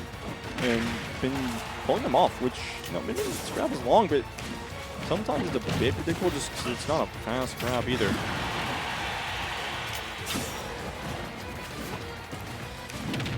But that Megawatt Nair is definitely going to kill a Sephiroth at like 120. Okay, but he's going to eat those side B.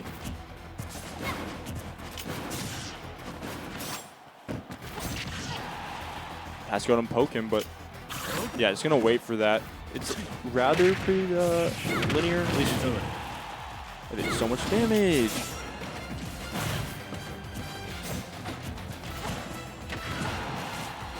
There is both sides of the, you know, both sides of the Min arms, which you don't see this super often, just because, you know, most of the time you're not on the opposite side of Min. You know, that's just stage control.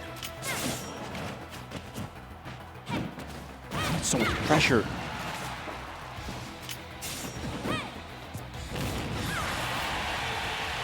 Pink's gonna swing. Yeah. Be able to make it back. What are you doing? You're living to down smash to the opposite side. Maybe just up smash. I think it'd be really funny if you just up smash. Nope, it's gonna footstool. DIing out and did something in the blast zone. Maybe just didn't even drift in. Back hit of it. Oh, I think it'd be really funny if Pink killed with up air, but it may not even matter because he could just lose. That could have been worse. To roll in correctly. Oh, that is the worst situation that could happen there. You scintillate it into a kill move. Interesting pick coming out from KBean. I've never even heard of this secondary for him. Because like I understand if you know ask Pink to go his main, because he may do it. He normally doesn't actually. So you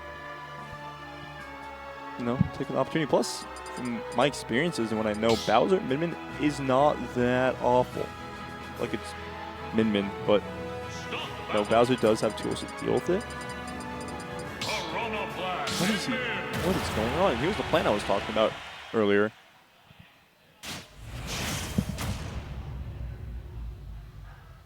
Maybe there's an agreement between the two of them. Like, KBean gets the Min experience, or can we go Bowser?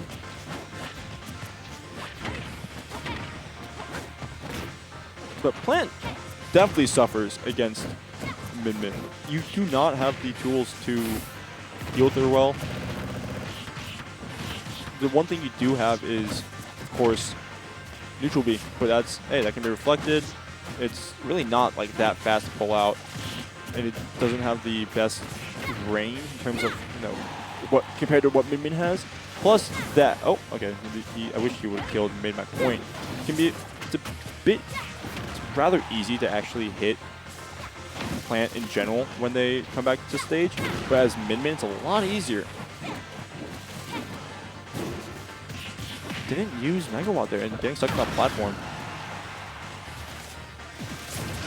Yeah, it's gonna be, especially if he has to go at an angle.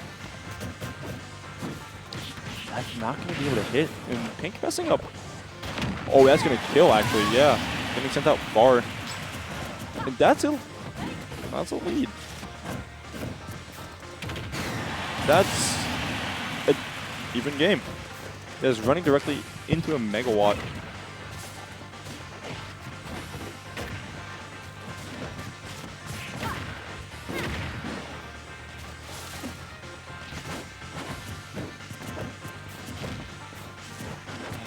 A lot of this distance keeping from Pink coming out. And what does Plant do to deal with this? You don't have a lot of moves that, you know, are hit that far. You don't have a lot of paths. Committing is interesting. Plus, you do struggle quite a bit to get off ledge. At least you, on paper, should. Barely missing. That has armor, but it's also very laggy. And Pink waiting till it actually came out because you can't hit it as, you know, the move has armor. So we're just waiting a little bit. No, up smash, charge up, which will definitely take it.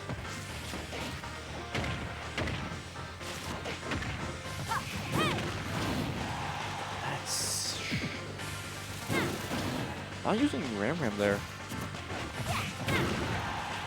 You're like, the Pink is not like instantly throwing out. He's not instantly throwing out arms when he can. He's usually just giving it a second to wait. That was a great down smash, but once again, Plant kind of struggles to get back to ledge because her box has a weird shifting properties. Especially when he uppies, puts it at an angle, it's really easy to actually hit him. So that down smash, not something you see Midman's usually, you know, 2-frame with. We're going to go to FD, which better have a really good counter pick for you and taking Midman to FD. This is not one of those counter picks that you should be going against Midman. This matchup is notoriously awful.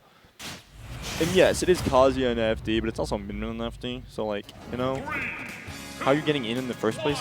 You don't have any platforms to maybe mess with, you know? 57%. If Pink wanted to, he could legitimately just not take game for the rest of this game. But, you know, he's going to commit a little bit. Electric. Oh, gonna grab again. Messing up. Wow. Gonna mess up the,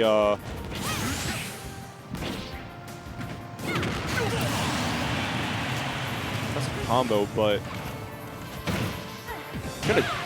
that was one of the worst interactions I've seen in this game. They're trading with Electric, but still, since he was at 0, almost, you know, rather unsafe on hit. Most of that, I'm pretty sure, at least.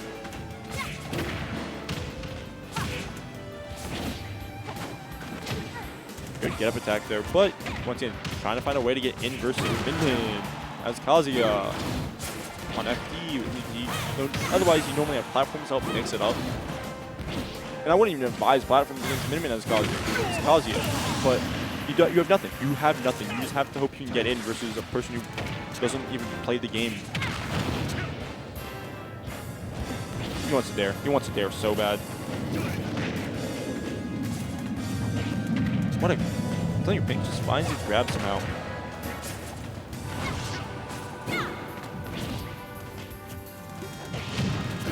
Not gonna find it there, but... Does he have a jump? If he has it...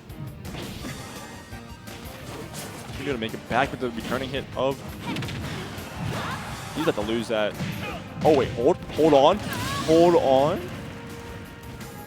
I mean, this is just one hit, but I mean, I was right. That was one hit. That's gonna be Pink Fresh versus Kurshaun in Legion's finals.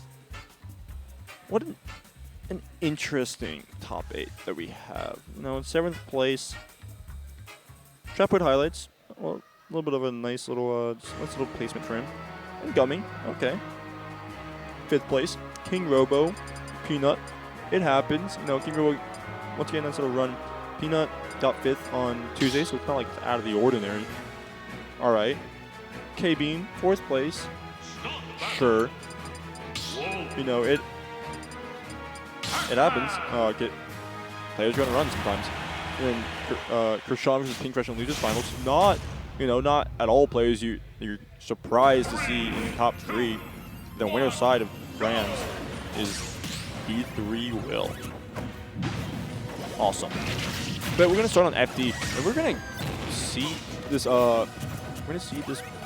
pick of Wolf versus Kurshaun here, because first of all, we talked about it. Pink has been playing mostly been playing Wolf, and he talked about wanting to go like solo Wolf today, but obviously he didn't. I'm 90% sure, from what I know, this is like considered Pac-Man's worst matchup. So, you know, you have to add the benefit of that.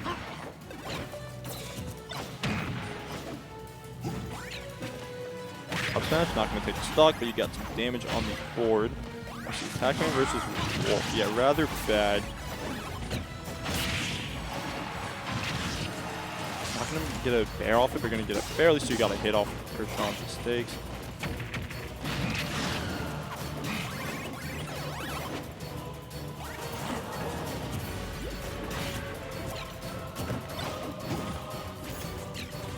Yeah, Pac-Man main considered this his worst matchup. Oh no. Kurshaun just looking for a hit right now because Wolf is able to keep his distance well, and he has the airspeed to, deal with a lot of Pac-Man's approaching options. And even, dealing with the approaching options, he kind of fade back quite a bit because of that airspeed and the safety on shield in general.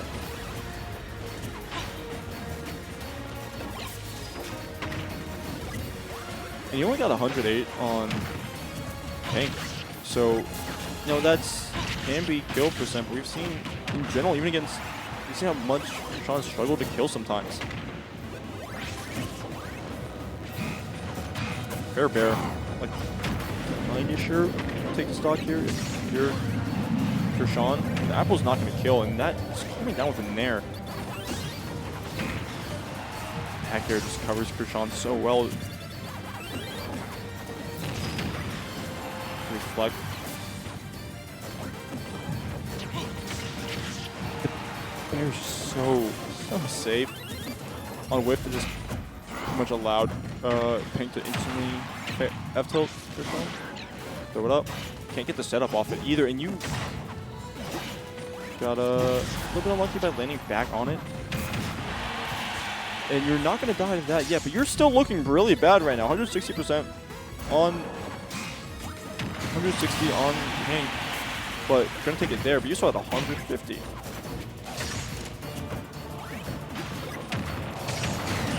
And the laser hydrant's going to take it right there.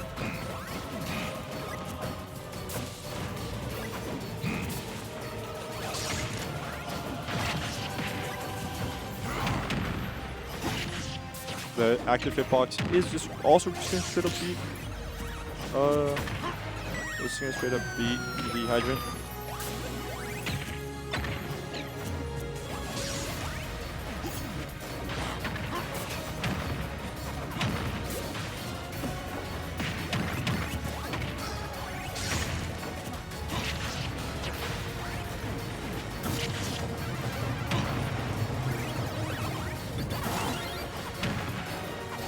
This is looking ugly. Dad got both hits. It's like that's not coming back down, but hey, you got this damage on the board, and you do have this ledge pressure. Not going to matter as you just get around it.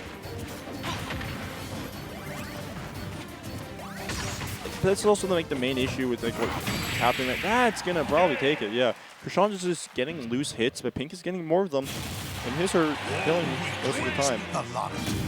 He's also neutral more. But this just doesn't look. Well, it doesn't look fun, but it looks challenging to say the least to get in there. If you're Kurshaun.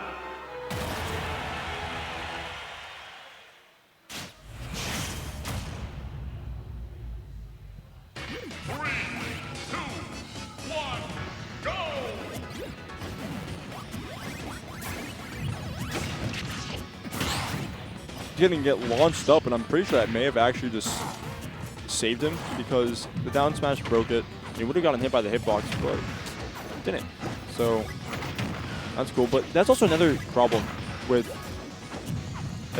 Pac-Man's Pac-Man in this matchup is most of the time with Pac-Man's nair mostly.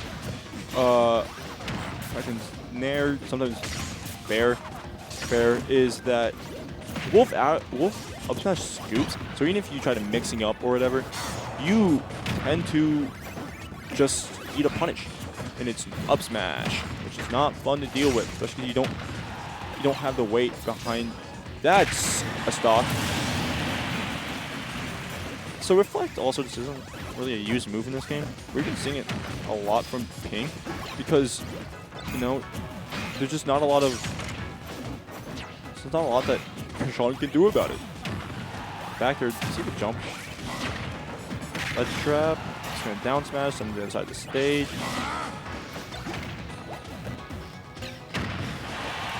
Can't get anything off there more than just send back. That's going to, not going to take a stock.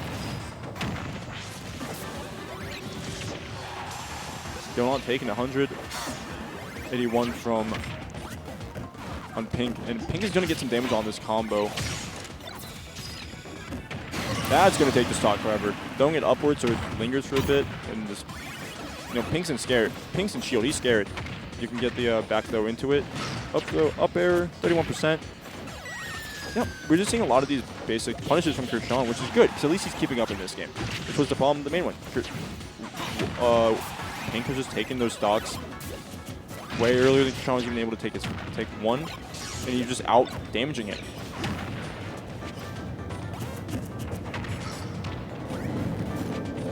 I do feel like Kurshaun knowing that he cannot interact is also, you know, a big part in it. At least, like, you know, earlier, good tech, like earlier against like Will against some of these characters is you have the tools, you have the I don't know, you have like general tools to deal with pressure from these characters. You can't tilt that.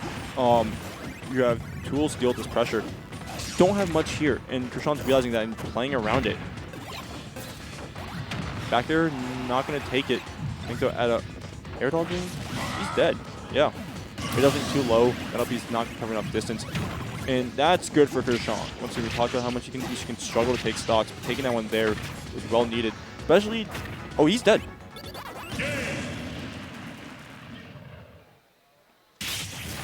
The Sour Spot Bears, I don't even know that was Sour Spot, it probably was. But that was so weak, it didn't send Pink anywhere. And Pink instantly air dodged, so that didn't help. But you just keep sending him low, and Kurshaun may have had a jump if he could have done it again. So that's the stock.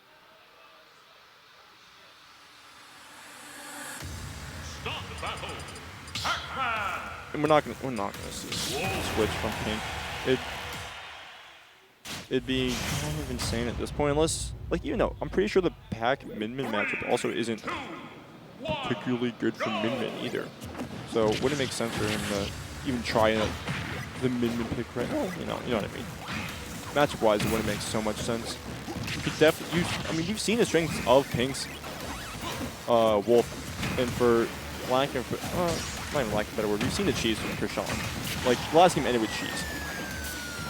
He can definitely still take this. He can definitely still take this set in this game, especially if he just, you know, fix what he did wrong last time. Well, mostly like not punishing Kurshaun enough.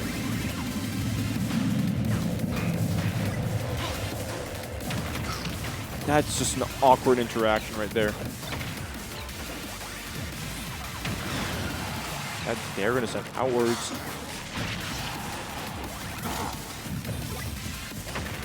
Good call out right there. Good jump.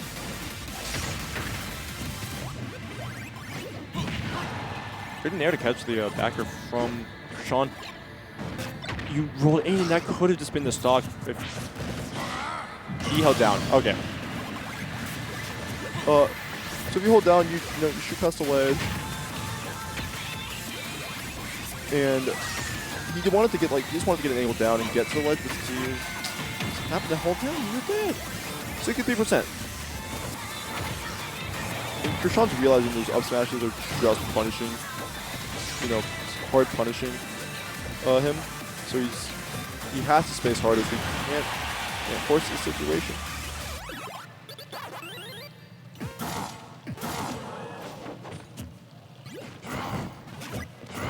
Do it again. Oh, not a third time though. That's gonna catch though. I don't think Kurshaun was able to land in time, so he couldn't even get a shield up.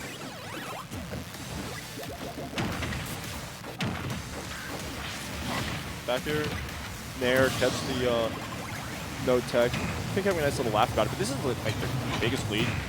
Kurshaun has seen, which is huge. Although he could just straight up die here, be able to live the initial air. Not gonna get hit with the, not gonna be able to get hit by the down smash. Reset the situation.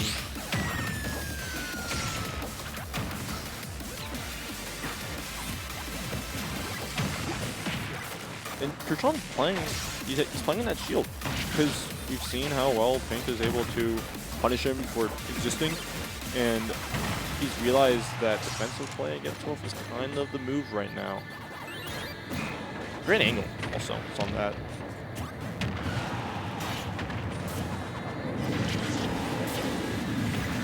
Okay.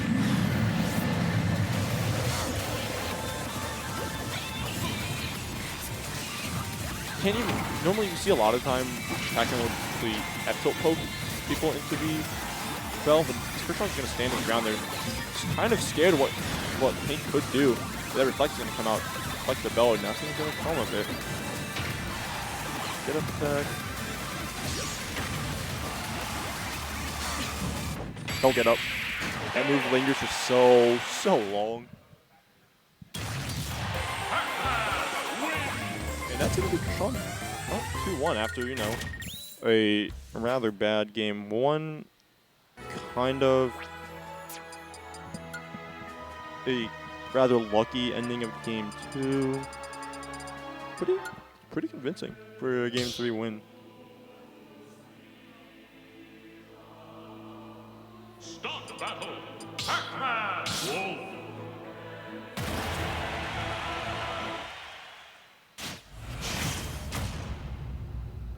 And the Wolf pick staying, FT pick staying. Go! It's again Pink. But definitely make the adjustments. He's been around. He knows how to do that. Or, once again, also heavily dependent on Kurshaun. Can just remember how he has to play, and if you know, the game plan changes, if he can adapt to it.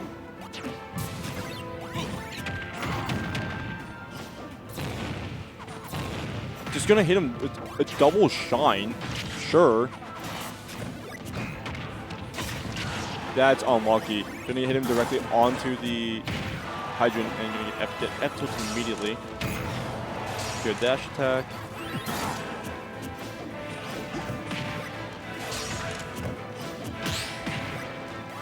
Can't re-pick up Bell either. Oh, that's back. Now you're back at the ledge, and may have gotten saved by the slight angle change due to the hydrant. But down tilt, can you side B back? You can.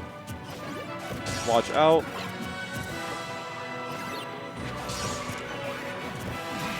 Up smash is definitely in play, and there is the up smash coming out from Pink. Kurshaun is a bit too aggressive. Bell up smash on ledge would definitely take it. We've seen these bells are just not an option for Kurshaun. Pink is ready for them and he's going to reflect them, and he's not playing in a distance where it's possible to play the game without. That was definitely fair, but he's not playing in a distance where it's possible to do anything without either projectile. You know, can't use it because of the bell. You're seeing these dares from Kurshaun a lot, and Pink is dropping shield most of the time. Good reflect. And down smash is a move that exists in Super Smash Bros. Ultimate that Wolf does possess. That's going to take the stock. Kurshaun at 170. Kurshaun has Pink at 171%. And he's just, he needs a reset. That's a mental reset moment. Sometimes it is best to accept that you're just not going to be able to come back from it. So just let it happen. Hopefully, you know, it happens. Those games do happen. You can just let it go.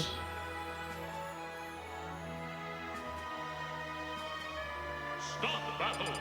Pac-Man. Wolf.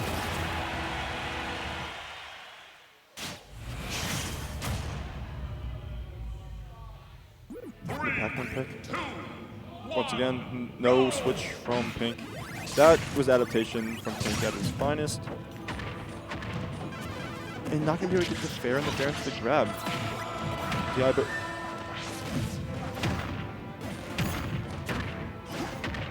well, the main thing that is screwing Kurshaun over a bit are these landing nairs from Pink, because Pink has just been able to get them, and Kurshaun doesn't have anything to, deal with them, or he's just, too committed to another option to deal with it. That may have lingered if he left it there, but who knows? Really stuck at this ledge. We need to get back on with the roll and punish Pink with a. Gonna be able to punish Pink with that nair.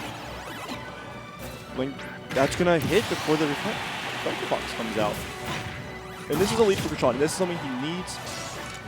Because we've seen how early Pink can take these stocks. Get some extra damage from the belt, and that move has very little end lag. Belt is still out, I'm pretty sure, from Pink right now, so. No, not Pink, Kurshaun, but it wasn't even the belt, it was the Galactica, Galaga, whatever it's called. Oh, he doesn't have a jump. I believe if he did, he didn't use it either way. This is what Kurshaun needs, because that's a lead. And you have to now chase a Pac-Man with a 2-stock lead, and that is a challenge and a half, especially when you took 33 off of one item throw.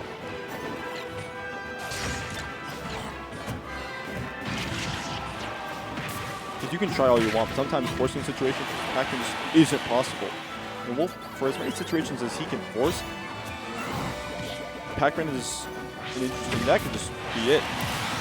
And actually going to be able to make it back. You're pinging a little bit, slight head tilt. Did not expect that to happen. And this is once it's still looking really comfortable if you're Kurshaun. Back there, yep.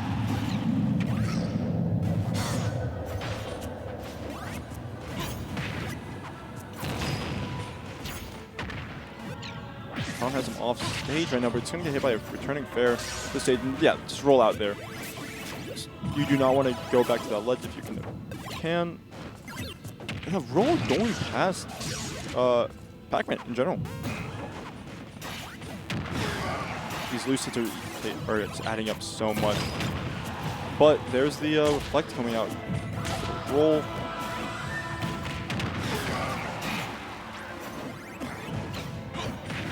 Yeah, you can't force a situation. Pink's just doing it, but another one of the situations of what do you do then? Because defensive play just isn't working because Kurshaun's still applying so much damage, and he seems to have an option in case, in case he loses that RPS situation. That backer will take it, yeah, 100%. And that was a convincing Game 5 from Kurshaun after a, looked kind of bad. Because both games Kurshaun lost were really ugly games. But hey, that's going to be D3 versus Kurshaun now in this winners finals. Not winners finals, grand finals. What is it? It's 11-19. How many people did we have? Well, I guess, best of 5 quarters would do that to you.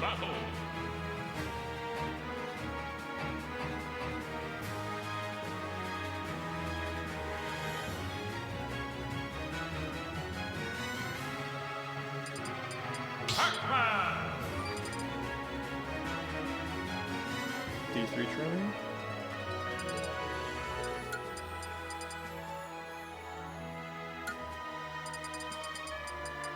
Dedede.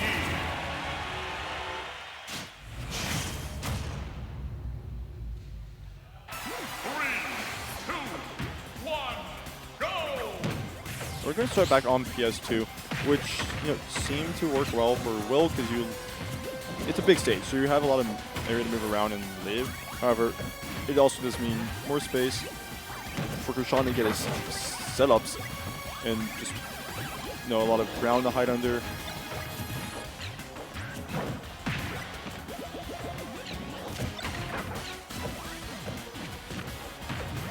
And only 60 for as much hits as Kurshaun is getting, only 82%.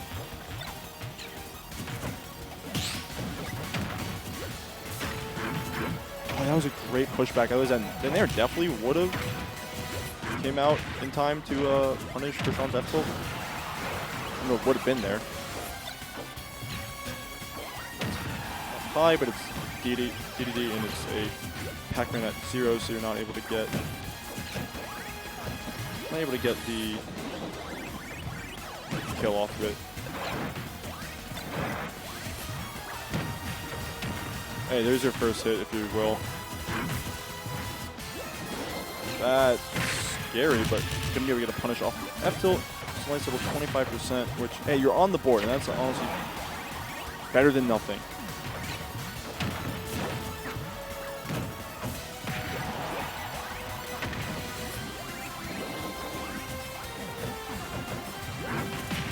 Can I even turn it around with the back here? That DI on Apple wasn't, I don't even know if that was actually awful. It just killed him. He was at a high percent after all. That's not going to be a good shield up in time. Will not able to get anything, which, if that hit, I'm pretty sure that would have just straight up taken the stock. The late hit dash attack not going to take it, but that's really good pressure if you're Will right now. Good grab, and Fair not going to connect. You're going to chase him out there. He has the jump to do it.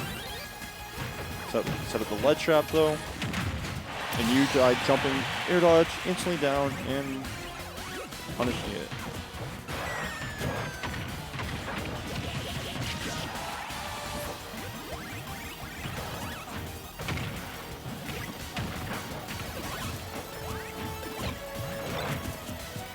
This bell being out is not pretty bad, but not in any position to get F smash. So got off rather lightly. However, this is big for Will. You have these punishes on Pac-Man, and you got damage, and that's once again the start of it. Doesn't matter how far behind you are right now. Could have actually just hit the hydrant, but nothing gonna happen. Reset the situation for Kurshaun. Yep.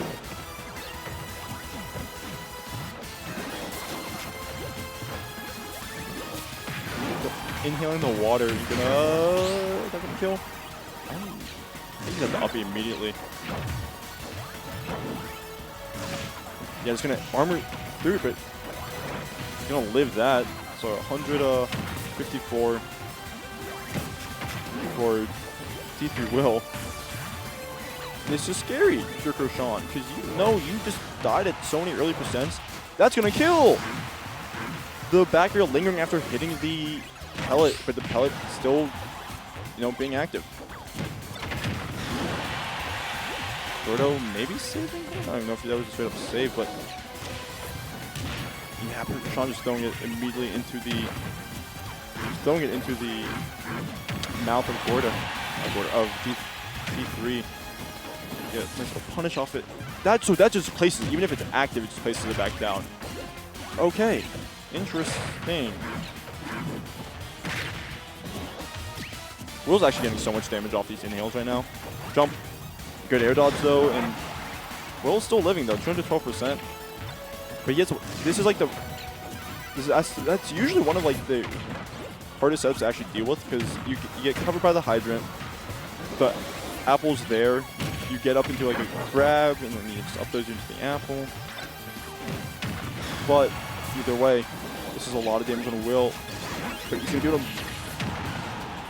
He's going to be able to make it back. He's actually just going to hit the hydrant. 238%. Up tilt kills, by the way. So does an F tilt on the hydrant. Jesus, 252%. The percent Rool is finally dying at. He has a 94% lead on Kurshaun.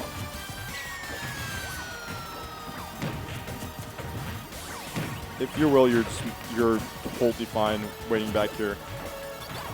That should actually be a punish. Definitely not meant to be a side beat. Okay, but that's a lot of damage too, and you air dodged in. Can't punish that, and he knows it.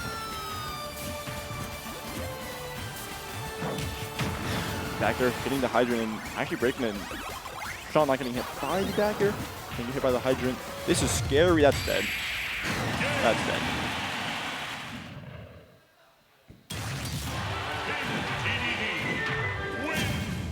And once again, we've seen pretty dominant starts from Kurshaun, and Will's just clawing his way back because Kurshaun can't kill him.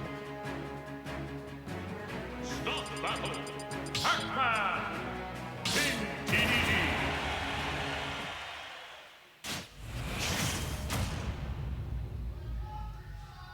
3, 2,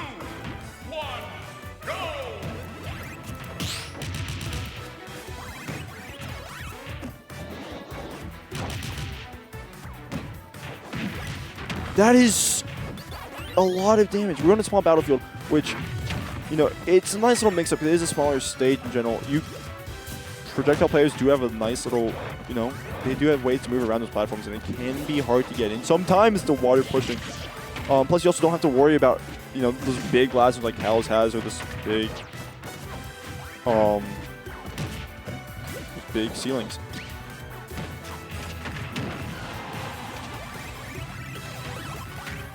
He's gonna have to get back.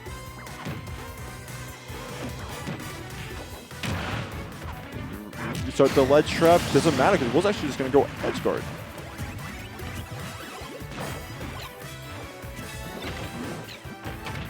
Not gonna be able to even hit him into the bells. You can't even get a combo off of it.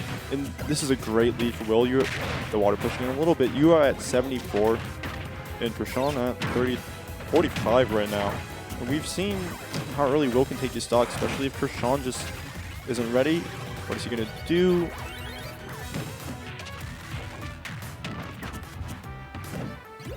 Stuck in his platform too. Kurshaun cannot get off of it.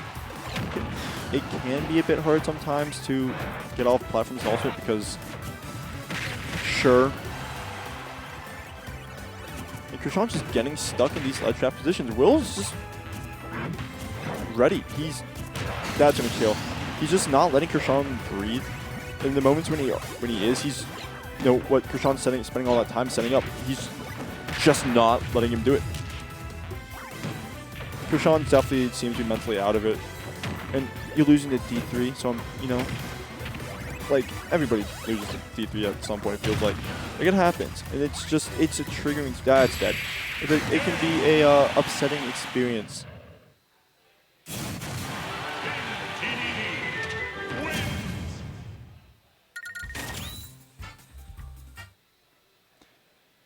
Kurshaun looks a little bit... Kurshaun is thinking, running it back to PS2, which, you know, was working. It just, unfortunately, you died to really early moves. The Rob is coming out from Kurshaun. Seems lost, too. How do you fix it? Let's play a different character. Rob, rather good character. I think we can all agree on that one. I would also say not the hardest to pick up originally. And Kurshaun seems to know these combos. What the?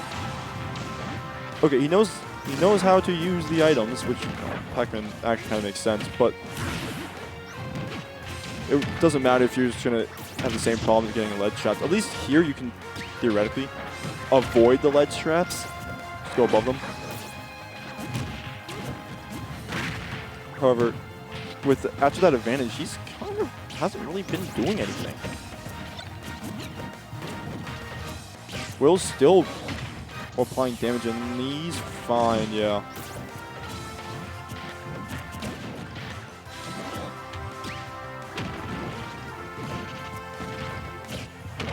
We are eventually gonna find a similar problem with how does, you know, well, he's fine. But how does Rob actually kill here? That is unfortunate. Getting sent downwards, I'm pretty sure just clanked off the stage. And since he went high, Will just followed it up and back-aired him for it. And that's just been the problem that, you know, Kurshaun has been facing. He's dealing a lot of damage and he's getting all this pressure, but he's dying it too early. That could have just been a down smash. Okay, D3's tech roll is huge. And that's going to take it up air 160, give or take, percent.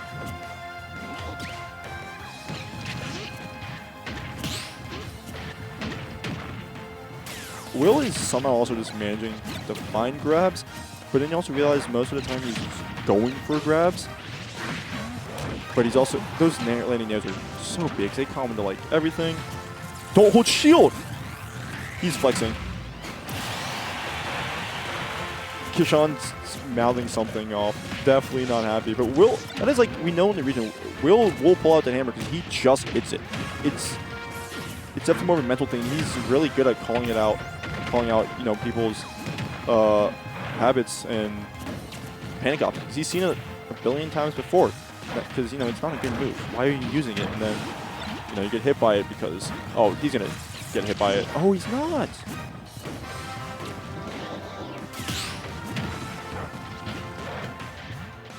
Rool's also just getting off these platforms pretty well. He's not letting any like rob up tilt tricks happen. He's not getting stuck there. He's able to freely move around. That's unfortunate, but it's not going to matter because you're going to outdash. T3 Will wins the grind. Taking it 2 sets over Kurshaun and a set over KBean. I think that may have just, I think that's Will's legit first, like, Xanadu. And that was a convincing Xanadu win. I think the only games he may have lost all tournament were to GUMMY. Flex Boys on top. I don't know what to say. Anyways, it is...